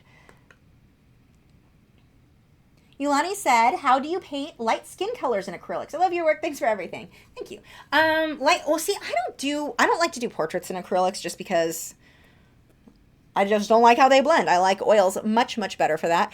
But with skin tones, usually I mix my own. Now, in this case, I have a color here by Winsor & Newton called Light, I think Flesh. Flesh or Light Flesh. I think it's just Flesh. I do like that one, but I always mix it, with other things. But with acrylics, normally, and even with oils, when I'm usually mixing skin tones, I generally start with green, red, yellow, and white and mix those together to get the tone that I want. If I need it to be not so bright red, I add more green to neutralize it. But those are usually the colors that I use to mix. And it depends on the portrait, though. Like, are you going to use more of a cool red or a warm red? Depends on the portrait. But generally, that's where I start.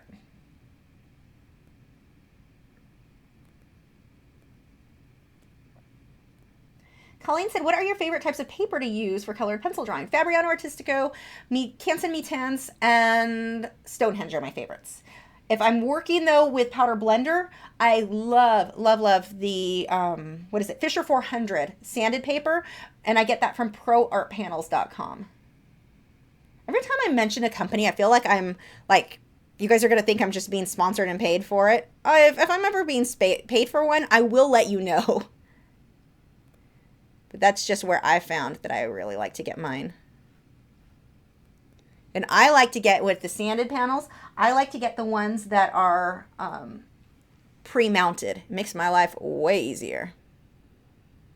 One of these days, I kind of want to do a really huge, 24 by 30 inch portrait just to get in and paint all the tiny, tiny details that I normally wouldn't do on something this size.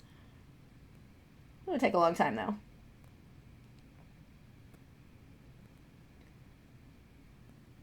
Beanie said, I have very shaky hands. I think it's called essential tremor, and it affects my line work when using ink. Are there alternative methods to help get those technical ink lines?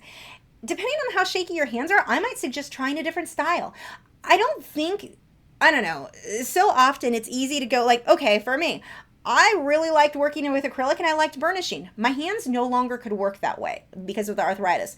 So I shifted. Now I work with OMS. I found an alternative. I changed the way I was doing things. So in your case, if there's no way to fix it so that you can get the fine lines, work maybe towards a looser, more sketchy style. If you were painting, I would suggest in a more impressionistic, more painterly, looser brushstroke style would be a good way to go. I don't think that you necessarily, some of us, we're going to have limitations physically. I know I do, and I have to make adjustments based on that. I would definitely prefer right now to be painting flat on a table. Can't do it. My back won't let me. So I had to adjust that. Now, of course, that doesn't change the style, but acrylic, I think that colored pencil would be the closest as far as changing the style because I could no longer burnish. Get some little lines I want to get in here. I'll soften them a bit, but I do want to keep that texture. This is always my favorite part of painting. It seems tedious. It's like you've been working on this forever and I don't see any changes, but these little details that all add up to making a big difference, they're my favorite part to work on.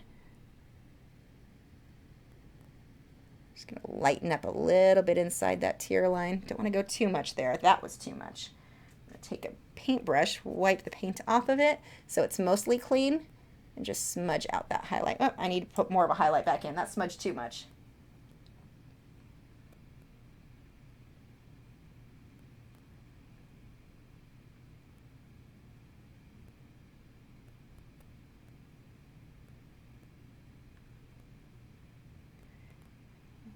Oops, I think it just scrolled right past a ton of questions. I was going so slow to make sure but I didn't do that, and I just missed a ton. 1 second while I find where your questions were. I think I'm caught up. I apologize if I'm skipping people. Kimberly Dickerson said, most videos I have to watch at 1.5 speed due to my short attention span. I'm with you. I'm like, get to the point, get there quickly. I can't, yeah, you lose me if you talk slow. I'm totally with you on that. The Audacity animation said, do you have any tips for not putting too much paint on the palette? Whenever I mix colors, I always make more paint than I can use and end up wasting a lot. Just being aware. The fact that you're aware you're putting out too much is a big deal. That is just going to come from more awareness and being slow down when you set up your palette. Slow way down when you set it up. If you know you put out too much paint, slow down and force yourself not to put out too much paint. I feel like there was a comedy sketch on somebody who was smoking, and they're like, I want to quit smoking. And she went to the doctor, and the doctor's like, well, then stop smoke. Just stop. That's the answer. Just stop. I feel like that was my answer right now. Just stop doing it. Just be aware. Slow down when you set up that palette and be aware that you have a tendency to do that. Now, if it comes to actually mixing the color, that's a little bit different. My tip for you on that, if you're mixing too much, like, okay, I've got this black and I've got this brown, and I'm going to mix a darker brown, but I mixed too much. That, you just want to get used to taking a small amount of this and a small amount of that. Again, being aware and slow down. Kimberly Dickerson said, I say Dickinson because that was my maiden name, said, you and the Frugal Crafter are about the only ones I can keep up with. Yeah, Lindsay, I think, talks even faster than I do. My brain works at that speed, and so that makes sense to me to listen to people speak fast. That's what I'm going to keep up with. Yulani said, how do you paint light? Oh, no, I got that one. Noah said, did you ever decide whether to switch over to Holbein airbrush or stick with Createx? Definitely switch to Holbeins. I have my Createx, and I will use them if there's a color I need, but more likely than not, I have a feeling they're going to end up drying up before I ever get to use them, because I like the Holbeins so much better. The Createx work. I just really like the Holbeins now that I've gotten used to those. I'm like, those are my favorites right now. So now my thing is to decide how much I like the Holbeins versus the Golden's high flow acrylics for the airbrush paint. So I've been playing around. I played with those for one painting. I did those on the, what was that? The yellow flower for the background. Now, I did find that they clogged more than the Holbeins, but I think my airbrush just needs to be, like, have a really good cleaning session. So I don't know that I can blame the Goldens for that yet, but they definitely, from what little I used of them, they did clog a little bit more, but I loved the bottle they came out of. So I can see myself right now. I think my two favorites are going to be the Goldens and the Holbein first, Goldens next. And I do think I'll still use both. And then Createx are going to be my backup paint. But I like the finish on both of those. Amanda said, I'm also a fast talker. When I try to slow down for other people, I get tongue-tied and words come out wrong because my brain still works too fast. Don't change, you rock, thanks. And I am the same exact way.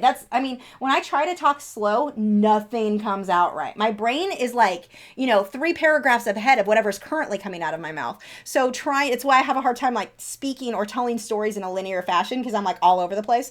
But yeah, no, I'm the same way. There's no reason for me to try to talk slow because no one will understand what I'm saying then. Nothing comes out right.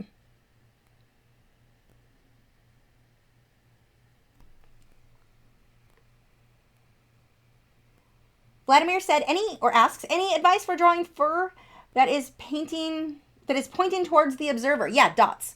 Most of the time, if it's facing you, you're really just seeing the tips, the dots. So the parts that are facing you, short brush strokes or dots. Small dots. A lot of them overlapping each other. Emily said, I love that you talk fast. When I first ran into your videos, I was like, finally, someone who talks as fast as I do.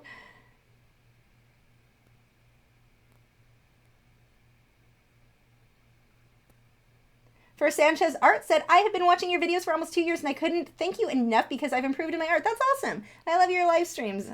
I feel you're a friend. That's so cool to hear. Mara Black said, Baby Shoulder Chicken did an awesome job with editing the Baby Shoulder Chicken graphite painting. He's actually really unhappy with me working in graphite or in oil paints right now because he can't come in here for like a few weeks. Or at least 2 weeks, well, depending on when I finish this and get it aired out in here. But he is not happy about being able to spend more. Normally he spends mornings with me. But when my studio, I've been oil painting, I can't do it. And he is just so not happy with that. we were looking at, and it'll be a couple of years before we likely buy a house, but we were looking at houses and I'm like, hey, I'll have an office outside of my studio. Then the shoulder chicken will always be able to come in there because there will never be oil paints in there. So that'll be kind of nice because he'll get to spend even more time. Not that he's remotely neglected. He spends a ton of time with us, but he wants to spend all the time with us. Dolphins Plus said, you are well known in our household. Even my dad and brother knows who Lisa is. That is awesome. That's so, I don't know, it's surreal because I hear stuff like that from people otherwise, and you don't think about it. Like, I don't know if you guys ever do this. I always wonder, like, I listen to Amberlynn obsessively, and it's like, I wonder if they realize how many people are listening to them right now or who know who they are. And it's weird on my end because I'll hear, you know, stuff like that from other people, and it's like, I don't think of myself as being someone who other people, I don't think of people like paying attention to me outside of my own little world inside my studio, if that makes sense. So it's always a little surreal to think of other people knowing who I am or knowing about the art or watching the videos. I don't know. That's not coming out right. It sounds right in my brain. Not coming out right now. Nair said, this is looking amazing, this piece. Thank you. The multitude of colors is awesome. Question, how do you manage your frustrations when you can't get something right, like an eye to match, etc.? Take a break. Definitely take a break. When you start feeling that frustration, walk away. Come back, turn the work upside down, turn your reference photo upside down, and come at it new. But absolutely, as soon as that frustration hits, that is time to take, 10, 15. I don't mean go take a break for the next 2 weeks. That's a mistake that a lot of people make. They're like, I'm frustrated. I'm putting this to the side and I never want to see it again. And okay, that's a bad way. But take a break for, 15, 20 minutes or so and then come back to it. When you come back to it, flip your artwork and your reference photo upside down and try over. Because now you're coming at it not only with fresh eyes, you're forcing your brain to see it differently. Seeing something upside down is very, very different than seeing it right side up. So it's going to force you to see details you weren't noticing, which is probably what the problem was in the first place. But coming back with fresh eyes is a big deal too, because when we sit in front of something for too long, like here today, I'll be sitting in front of this for 2 hours. I'm going to have to go take my dogs on a walk, go take a break before I come back and continue working on it, because you get to where you're so close that you lose perspective. You lose sight of what you're doing. So that break is a huge, huge part of getting yourself out of that frustrated place. And even here, like I'm seeing things where I'm like, you know what, this would be easier upside. It doesn't film well upside down for you guys on the live stream. But once this live stream is over, I'm going to flip this upside down and work on it that way for a bit. So I see things that I'm not currently seeing. That's just a good tip, whether you're frustrated or not. It just really can help you to notice things. Now, right now, I'm using more of my titanium white. That's this one here. Actually, this one's my Weber's Per Malba white. So I need these dots to be super opaque. Andrew said, when I use the Fabriano Artistica watercolor paper and place masking tape around the edge, the paper still buckles, especially when I use an airbrush. What should I do? I then take my hairdryer to it and dry it back in place. It will dry flat. Just leave it taped and dry it while, when it's still wet. Take the hairdryer to it so that it dries, and when it dries, it should tighten right back up. Mara Black said, can you fix a mistake in oils as easily as you showed us you can in acrylics? Oh my gosh, yeah. So let's say somewhere that's dry. I don't want that line. Oh, I don't know if you can see that line. Let's say I don't want that line there. The first thing I'm going to do is take a Q-tip and wipe it off. And in this case, oh, look, I don't even need to use anything else. That just wiped it off completely. If it didn't, I could take a little bit of paint thinner and then wipe it again. And that will only work if what's underneath is completely dry. But it's pretty much a lot easier to fix mistakes in oil than with acrylic because you have a little bit more time to catch that mistake. I just scrolled past too many comments again. Scrolling. 000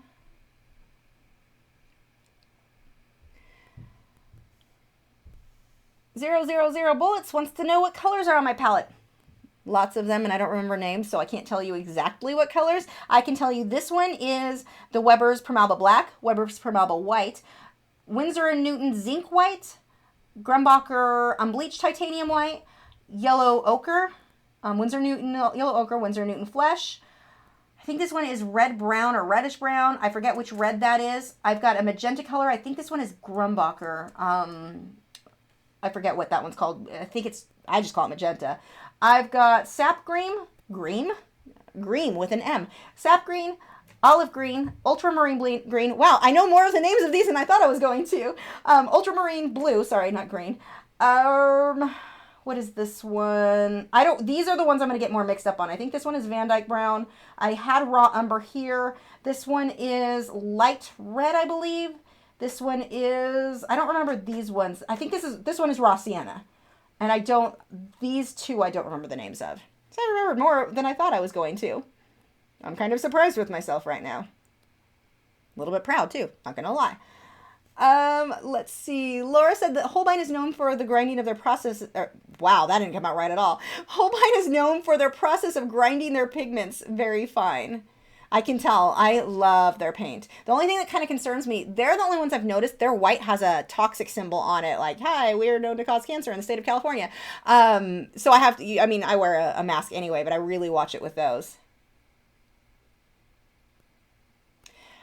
Micah said, any ideas on how not to hate your own artwork? We have a tendency as artists to look at our work and see, and this goes back to what I was talking about before, being negative. We tend to look at our work and see what we don't like about it. Start teaching yourself to see what you do like. Okay, there are things that I'm not in love with. Like, I don't like his mouth right now because I'm not done with it. But I mean, there's going to be things that I don't like. That's okay. It's okay not to like things about your art. That's how you're going to improve. But you've also got to take the time to determine what you do like. You have to take the time to appreciate what went well, what improvements you made from one piece to the next. It's so easy to get caught up in the negatives, that I don't like this, I don't like that. And it's the same thing I was talking about before. It's how you view it. It's your mindset. Now, I will say it is very, very normal to not like our artwork as much as other people like our artwork, or to see more negative in it than what other people do. We don't always see the good in it as much as other people do. And I think posting online, it helps because you have other people point out what they do like. That can help. But having posting in art groups can help too, because for the most part, most groups aren't going to allow people to rip somebody's artwork apart unless somebody asks for that. Most people are going to point out the things that they did like. If you just share your work, people are going to comment on the things they liked about your work, and sometimes that can help build your confidence.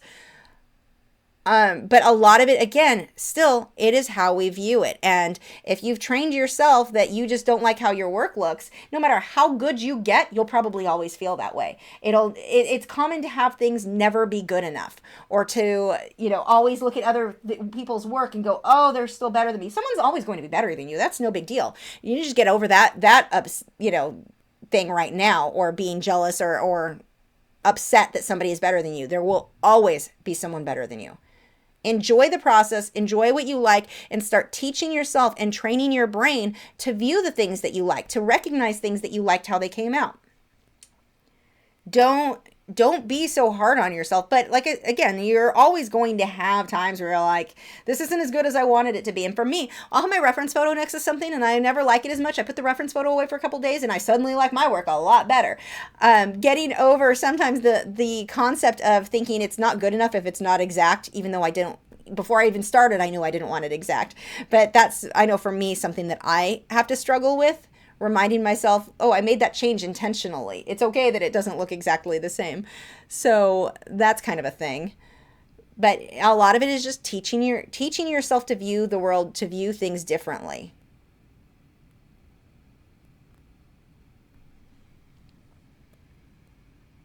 Noah said, I talk fast. I have to listen to your podcast at 2 times. I blame John for that.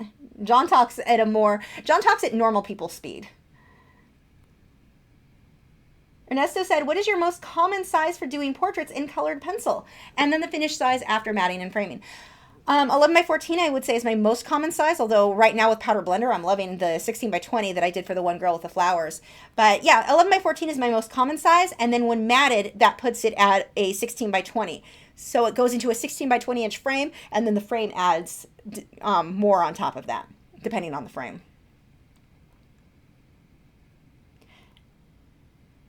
And Noah said, you're a household name, but as Squeaky Voice Art Master Lady. That cracks me up so much. It's not untrue. Well, the squeaky voice part.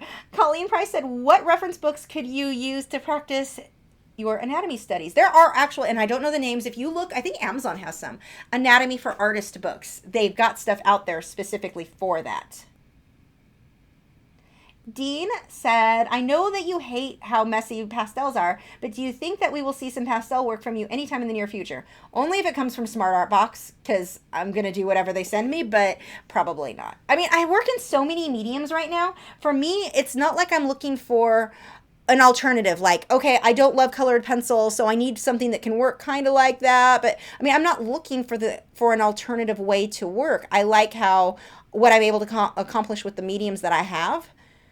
And then there's top that off with I don't like how pastels feel. I'm not seeing any good reason at this point. I'm not going to say I never will, but I don't see any reason for me right now. I don't see any benefit to using pastel because everything that I would want to do in pastel I can do in my other mediums, the mediums that I enjoyed more due to the feel of it on my skin. I'm a freak. I know that.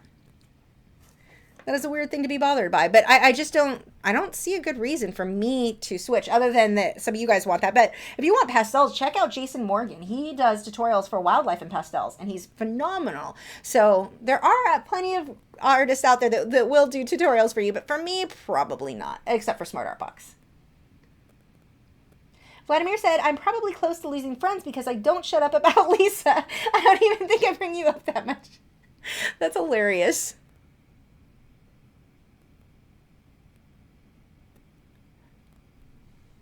Let's see. Paul Hunter said, whoops, I just missed that.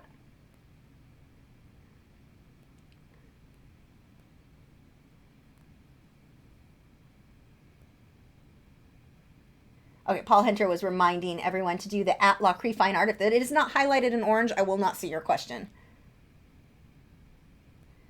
If you can't figure out how to get it highlighted, you might ask somebody to highlight the question for you because I'll be more likely to see that.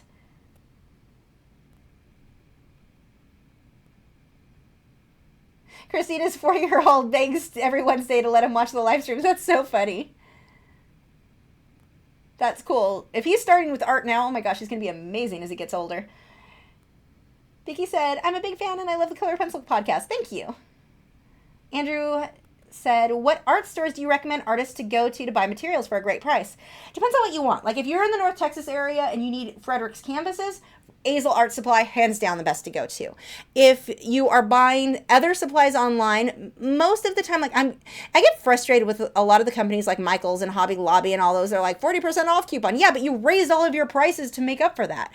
Hobby Lobby's not as bad with that. Their prices are still even full price, usually cheaper than Michaels with coupon. But they still, I'm watching where they're raising prices on frames and stuff that used to be like $150 and now they're $200 or $250 because they know people are going to use that or they go half off every other week. That irritates me. I like going to online to Dick Blick is probably my favorite. Jerry's Artorama is right behind it. I go there because normally I can get the best prices without a coupon. I don't even need things to be on sale. They just hands down have the best prices. So what I do to save money is try to buy, like wait until I need, $100 worth of stuff or whatever. Sometimes they have sales where you only have to spend $49 to get free shipping, but I wait until I need enough stuff where I'm going to get free shipping. And I think I get the best prices by far ordering then. Sometimes Amazon has the best prices too. I always like to check Amazon to see how much things are with them before I place the order, online. Every once in a while. I would say I buy art supplies from Amazon maybe because I place such big orders. I save more money buying through Dick Blick. But if I was going to have to pay shipping, then it would make more sense if I just needed one item. That's where I'll usually go to Amazon. So maybe, I don't know, 1 out of every 5 art supplies that I buy ends up being from Amazon. They will have the cheapest price, but you've got to watch because sometimes stuff will be really cheap and then 2 weeks later, it's like twice the price that it used to be. So you've really got to watch the price on Amazon because they fluctuate so much. Whereas with like Dick Blick and Jerry's, they're generally going to be about the same. They'll sometimes have sales, but usually online it's comparable to what it normally is.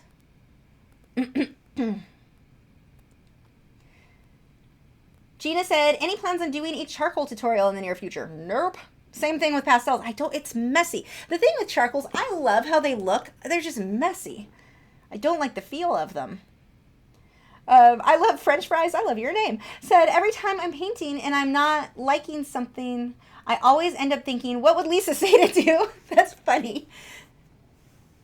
Hey, whatever you need to do to get yourself to keep working. The big thing is, don't give up on a piece. Don't just put it to the side and think, okay, I'm frustrated with this, I'm going to go do something else. I would say put it to the side and come back in 10, 15, 20 minutes, an hour if you need to. Go watch a movie, whatever. Come back then and work on it some more. But don't just put it to the side. You end up never finishing it more often than not, and you end up in a problem where you just don't finish artwork. So I would definitely say just take that break and then come back to it. But don't give up on the piece. Now, the only time that I would just start over is if my initial outline, if I had drawn everything out and then I started working and realized, oh my gosh, this is drawn wrong. The nose is in the right place. Something major is in the right place. My head's too tall. Something weird is really not fixable. Then I'll start over. But other than that, just keep working on it. Carla said, you think your art style has changed over time? I don't know. It's hard to judge that sort of thing on your own. The reason I'm looking at my roof, I've got art paintings all around here. Any of those I can look at and go, yeah, I can tell it was mine. There are a few older ones like a tiger where I'm like, I would do so much different on that one, just the way that I paint in general. So I think I've gotten more realistic on some of them. But it's not a huge jump. Just looking at some of the techniques I've improved on. There are some paintings that I can look at behind me where it's just different things I would change. But overall, you can pretty much tell it's all still mine. I don't think it's changed a lot. Pix by Lee says, for Inktense blocks, start with blacks first, right? My painting, I went everywhere when blue colors were added. I used the grate and shake, didn't notice excess pigment. I usually will start with my darks and kind of outline stuff first with Inktense and then go on top of it, tinting the color on top. But it doesn't have to be black. It can be like dark brown. It depends on what you're doing, what color I would choose. But I will usually start with a few of the darks for the shadows first and then put my color on top. Not always. It depends on what I'm doing.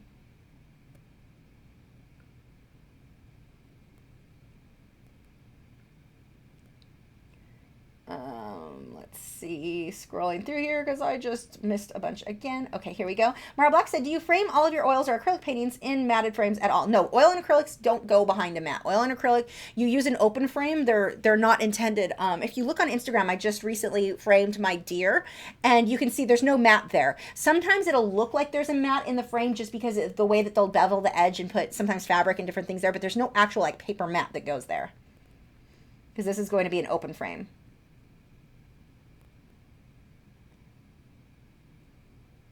I love French fries says, my mom just freaked out that you said Dick Blick and I had to explain that it's an art store. Yeah, I actually, when I was teaching preteens and teens, I had a few moms that when I told them that what it was, they're like, what? What did you just say? I'm like, no, it's an art store. That's funny. Lori said, my 28-year-old daughter is a very fast talker, so I enjoy hearing you talk, but my husband still can't understand our daughters most days. Yeah, I've got family members. My father-in-law, more often than not, can't understand what I'm saying, probably for the best. So, yeah, we definitely, most of my family gets used to it, and even if they get, if they've not been around me for a while, they'll get out of habit of learning how to listen to me fast, but after they've listened to me normally for 5 minutes, they start to catch up again.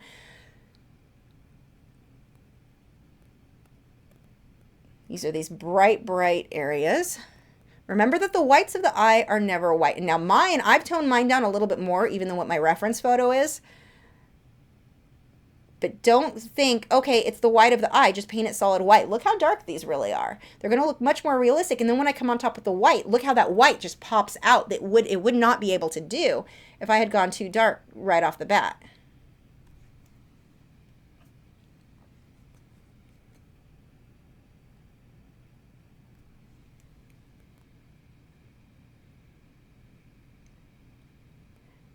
Random God said, are you planning an acrylic tutorial in the near future? Yeah, I'm not sure when. I know that next week, I believe, is going to be colored pencil. There's a very good chance that the week after will be acrylic. Acrylic is kind of my go-to medium in between because I can get stuff done very quickly. So if I end up running a little bit late finishing a colored pencil, which is more often than not because they are much longer to do, then I'll do an acrylic painting because I can get them done much faster. I have no idea what it's going to be though. But yes, I will be doing one very soon. Acrylic is always on the very soon list of paintings to do. Mara Black said, I need a canvas that is at least 42 by 36. I can't find one at Michael's in Canada. That's not a standard size. 36 by 4, or no, what is it? 40, what the heck is the one behind me? 42 by 36 is not a standard size. What you're going to have to do in that case, if that's the exact size you need, you're going to want to get stretcher bars. You have them pre-made. I know Hobby Lobby carries them. I'm not sure with Michael's, but you get the pre-made stretcher bars each side, the two each one of English, two 42 inch, two 36, and you make your own. You can get like Fredrix makes their stretched or their rolled canvas, and then you will stretch your own. I should make a video one of these days showing you guys how to stretch canvas. I'll talk to Fredrix about that because I don't have any canvas rolls, but they've actually got a new one for stretching for big canvases that is a really cool setup. I can't remember what it's called. I'll talk to them because I've got to talk to them anyway about something else. So I will talk to them and find out what that one is called and see about having them send one to me to demonstrate with. But you're probably, if that's the dimension you want, not a standard size, you're going to have to make your own. I think. What is that one? 36 by, I say 48? No, that's not it. I don't remember. I've got a big one behind me. I'm trying to remember what dimensions those are. But I know for certain yours is not a standard size, or what you need is not a standard size.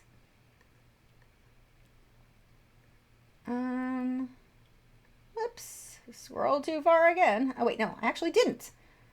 I'm just scrolling back the other way for no reason. Tom Wade said, can you link your smartphone to your digital projector to project an image for tracing?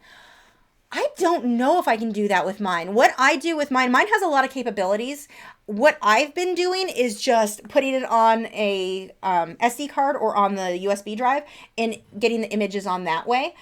I don't know if I can do it from my phone. Probably. More likely than not, I can, but I'm not certain. And it doesn't... I hate trying to hook stuff up. Like my camera, my DSLR, my GoPro, what was the other one? The Samsung 360 camera. All of those hook up to my phone. It's always a pain in the butt to get those set up right. And then they want to disconnect. And then I end up making swear words. And it's just a whole thing. But I think you can, but I'm not positive. I don't actually use all of the features that I know my projector has a lot of features that it can do that I don't use. I like to use the most simple, basic, just set up for that. So I'm looking through the comments, and this was not a highlighted one, but you look through comments and I'm not seeing the entire thing. All I see is Paul Hunter saying, we grow ours in fertilizer bags. What? I don't know what you're talking about, but that was the most random thing for me to just see right now. What are you guys talking about?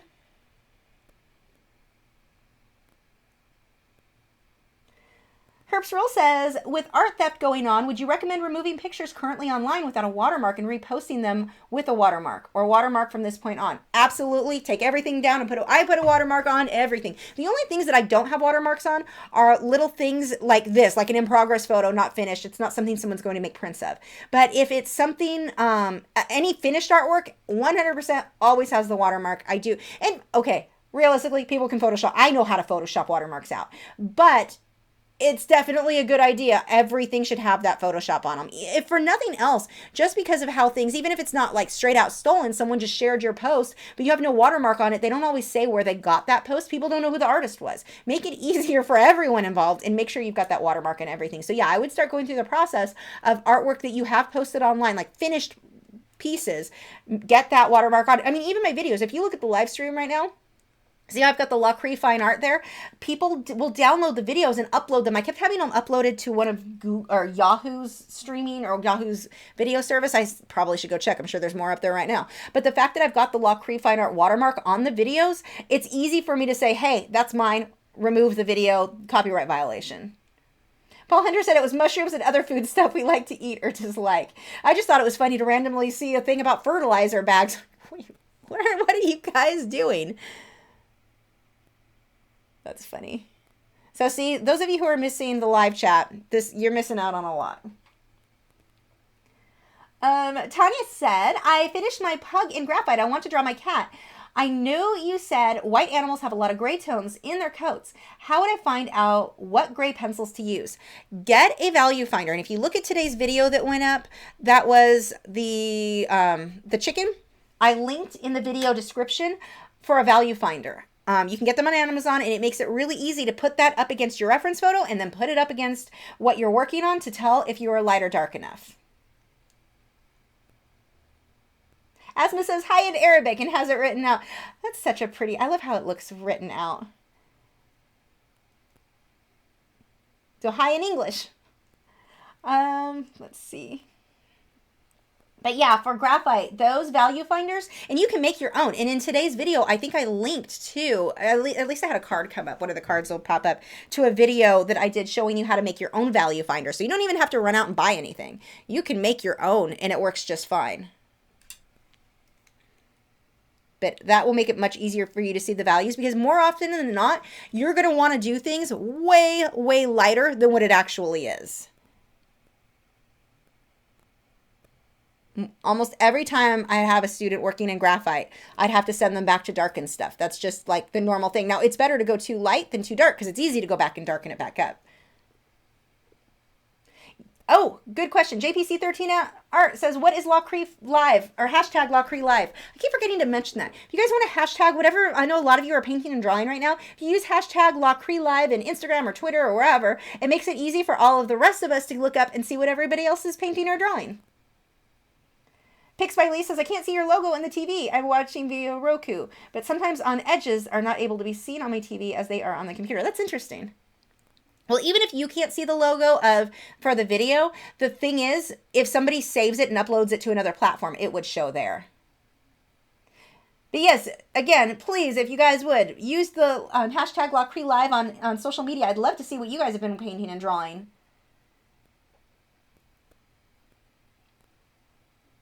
King wants to know what color I use for Mexican skin color. It's actually similar, just not as dark. I would like where I start glazing, I would use a little bit more liquid to make it more translucent. And it depends on, I mean, you say Mexican skin color. I know some Mexicans who have really, really dark skin and some who have very, very pale. So that's kind of going to be hard anyway. And then again, it depends on the lighting that you're under. Some are going to be under lighting that casts a blue tint. Some will cast a red tint. I mean, there's so many factors. So when I'm painting, let's say it's somebody, I'm going to assume you mean someone lighter than this guy, then I would use more liquid to either make the color I'm using more translucent, or I'm going to shift and just make my highlights a lot brighter. A lot of the colors are going to be very, very similar though. Another thing is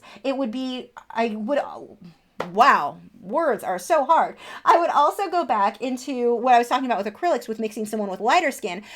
Green, red, yellow, and white. Those colors can pretty much get you almost any skin tone in the world that you need. Unless you've got like a blue cast or whatever. But mixing those colors can get it. It's just a matter of how much of each color. And the same thing here. I could have used those same colors to make this guy. So that basically means red, blue, sorry, wrong words. Red, green, yellow, and white can make anybody's skin color. It's just a matter of how much of each of those colors. Now with him, I'm using a lot of my pre-made browns and tans and raw siennas because I'm lazy and it's easier than mixing. But those colors you can use for anybody, really. It just depends on how much of each of those colors.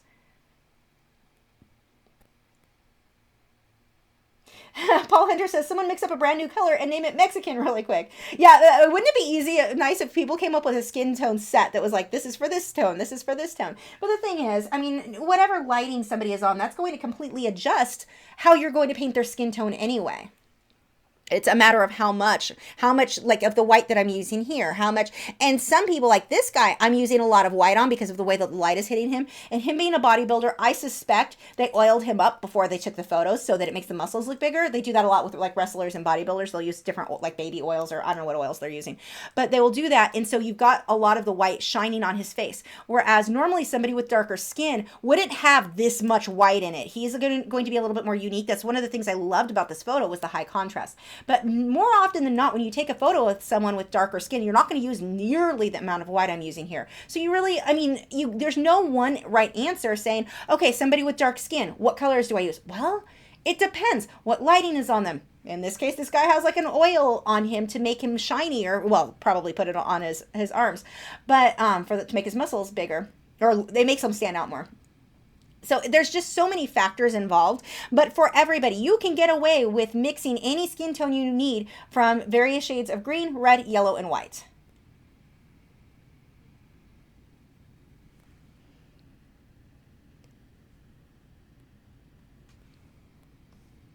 Actually, that would kind of be a fun video to show different skin tones mixed with just those colors, showing the different amounts to get different tones from those same colors for different people. Maybe on my future plans. Samilo Rain wants to know if I've ever drank my paint water. And I really had an accident with that today. No, but I have, because my paint water is in my, I don't have it over here, but it's a square like bin thing that I put my water in for acrylics. For oils, I use this jar, which is not going to be the easiest thing for me to drink on. It's got a lid all the time. It'd be pretty obvious to me this is not my normal cup. But I have been using paint thinner before when working with colored pencil. Dipped the paintbrush in my coffee cup instead of that, and then drank out of that, and then went, oh crap, does this... Then I was convinced I was tasting paint thinner, which I really don't think I was, because I think the brush was mostly dry. But that's as close as I've come. The containers that I keep my paint thinner or my paint water in are not things that you would actually paint or drink out of. I did have a student once who used to use a water bottle like this, and she would put her paint thinner in this, and that's what she stored it in. And it drove me crazy, because it's like, you're going to have a family member, somebody's going to come up and take a drink out of that, not knowing you put water in it. She's like, oh, I put danger on it. Not everyone's going to read that. I would recommend, don't put your paint thinner or your paint water in the type of cup that you regularly drink out of.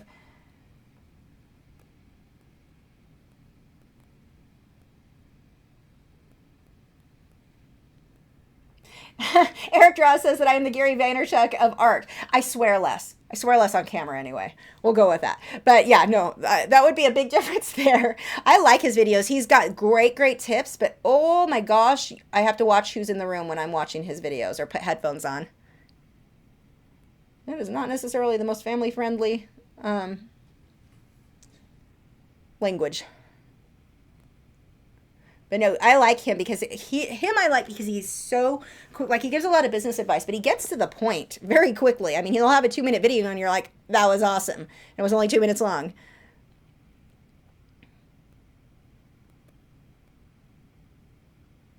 I'm getting these little wrinkles in there. Now notice that I'm not just taking a white line and going all the way along the wrinkle. It kind of picks up and lifts in different areas. I'm going to soften some, leave some harsh, but you want that variation.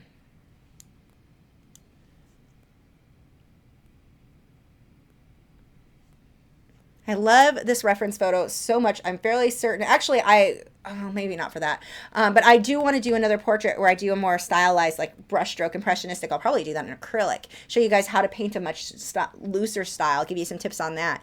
But I think I'll end up using the same model again. There were a lot of really great photos of him over on Graphic Stock. He's got a few little white hairs, little shiny bits in his eyebrows. It's not that the hairs are white, it's that the light, the shine, is hitting them. Which, again, leads me to think that he does have oil on, being that his eyebrows are that shiny. Oh, Julia Long said, you missed a question by Emmy that I would like to hear the answer to also. You have to tell me what the question was. If I missed it, I missed it. Let me know what the question was. Tanya said, I would still use a value finder. Would I still use a value finder for colored pencil? Not in the same way. With that, you may want to mix a color on a separate piece of paper and then hold that up to your project. Like, if you mix the color, I'm working against my reference photo, I mix a color that looks just like that color on my reference photo. I can then take that piece of paper over to my project and see if I'm close. So it would be a little bit of a different way, because with a value finder, you've got to set, 10 different shades pretty much gives you, you're going to be somewhere within those 10 shades. Whereas with colored pencil, you have, thousands of potential color mixtures. So with that, I would just make my, a sample. Let's say I need to match that color. So I match on my separate piece of paper the color of my reference photo, and then I can come over to my project and go, okay, how close am I? So it would be a little bit different there. Eric Draw said, are you an early bird or a night owl? Definitely a night owl. An early bird in that I'm usually still awake in the morning, if that counts. But no, I sleep during the day. And that's part of why I'm so tired, because when my parents were here, my mom, California time usually is up by 2:30 or 3 a.m., whereas I'm still awake at that time. So we're opposite. So I have to shift when I visit with them, when I go out there, they come here, I have to shift my hours. They still let me sleep in what they consider sleeping in, but I still have to get up way earlier than I normally would. Otherwise, I wouldn't see them their whole trip. And then yesterday, a friend of mine, he's the same. He worked, or actually, you guys have seen some of the videos I've done. Oh, well, it's been a while. But the pianist that I play with, Greg McKnight, him and I, we went out somewhere yesterday and he gets up super early. So, and then he had to work anyway in the afternoon. So I had to get up early, and that is the other part of why I'm running on no sleep. Okay, so Emmy Chan, the question that she had written, thank you for Joseph for sharing this again, said, I recently painted acrylic on wood. The sealer I used cracked the paint. What type of acrylic sealer is good? And does the surface that one paints on depend on how a sealer would work? There are so many different factors here. The type of wood that you painted on can make a difference. Was that wood previously treated with something? Because sometimes they're treated with something that is what's going to cause the acrylic to paint. Sometimes, or chip. Sometimes the acrylic you used will cause it to crack or chip or do different things. So that could have been a factor. Yeah, the varnish that you sealed it with also could have been. There's so many ways. There's no way for me to know for sure what the problem was. But painting on wood, that's a big one, is knowing what it was treated with, because different things aren't going to play nicely with your acrylic paints. I know a lot of people seem to think, well, I'm just going to go to the hardware store and get a wood panel and paint on that. Was that wood panel treated with something? You may be affecting negatively the archival qualities of the work. Or it could be the paints, or it could be the varnish. It could be so many different things that there's no way for me to really know for sure. Rachel said, I love the March postcard. Definitely one of my favorites of yours. I'm glad you liked it, especially given how late I was to get those to you guys. Dean Mullings said, after I fixed one of my pastel pieces, I went over it in some areas for highlights using colored pencils. Do you know if this affects the archival quality of the piece? I don't think so, because I don't think you're not really fighting an oil versus a wax or water-based product at that point. You should be okay. One of you guys who works in pastels, if you know for sure, go ahead and answer that. But I don't think it would cause any problems.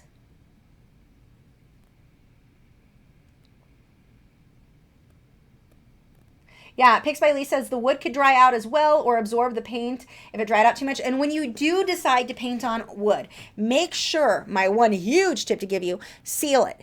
You need to get like a primer or a gesso on it first. Don't just jump into the acrylic paintings, because the acrylic will usually soak in really weirdly. So make sure that you've used a good primer first before, and even if you want the wood grain to show through, because I know I like that. Sometimes when I paint on wood, I like the wood grain showing through. So I use a clear gesso, but you've got to seal that first.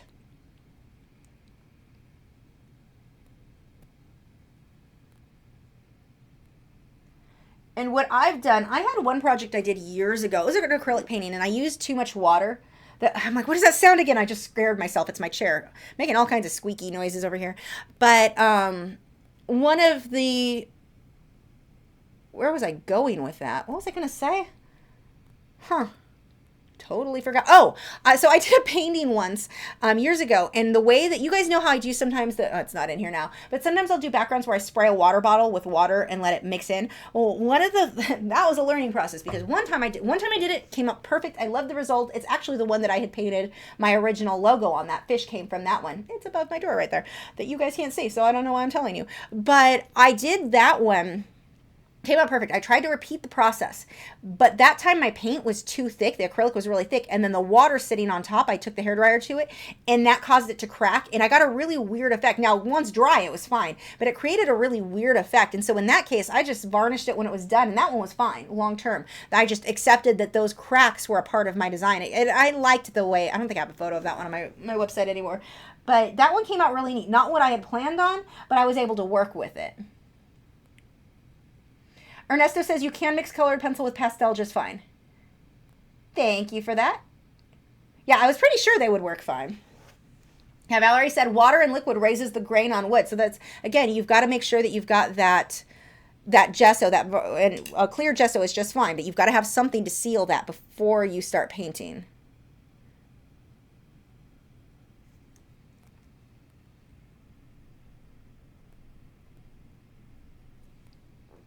Picks by Lisa, do you use your Wacom Clitique to edit your videos and daily computer things as well as painting? Just curious, because I'm trying one and it puts a distorted line on the screen.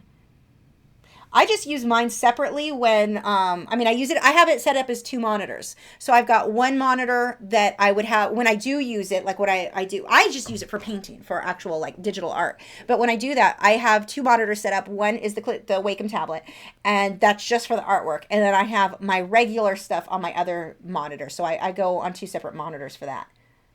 But I don't use the tablet monitor as my sole monitor when I do work.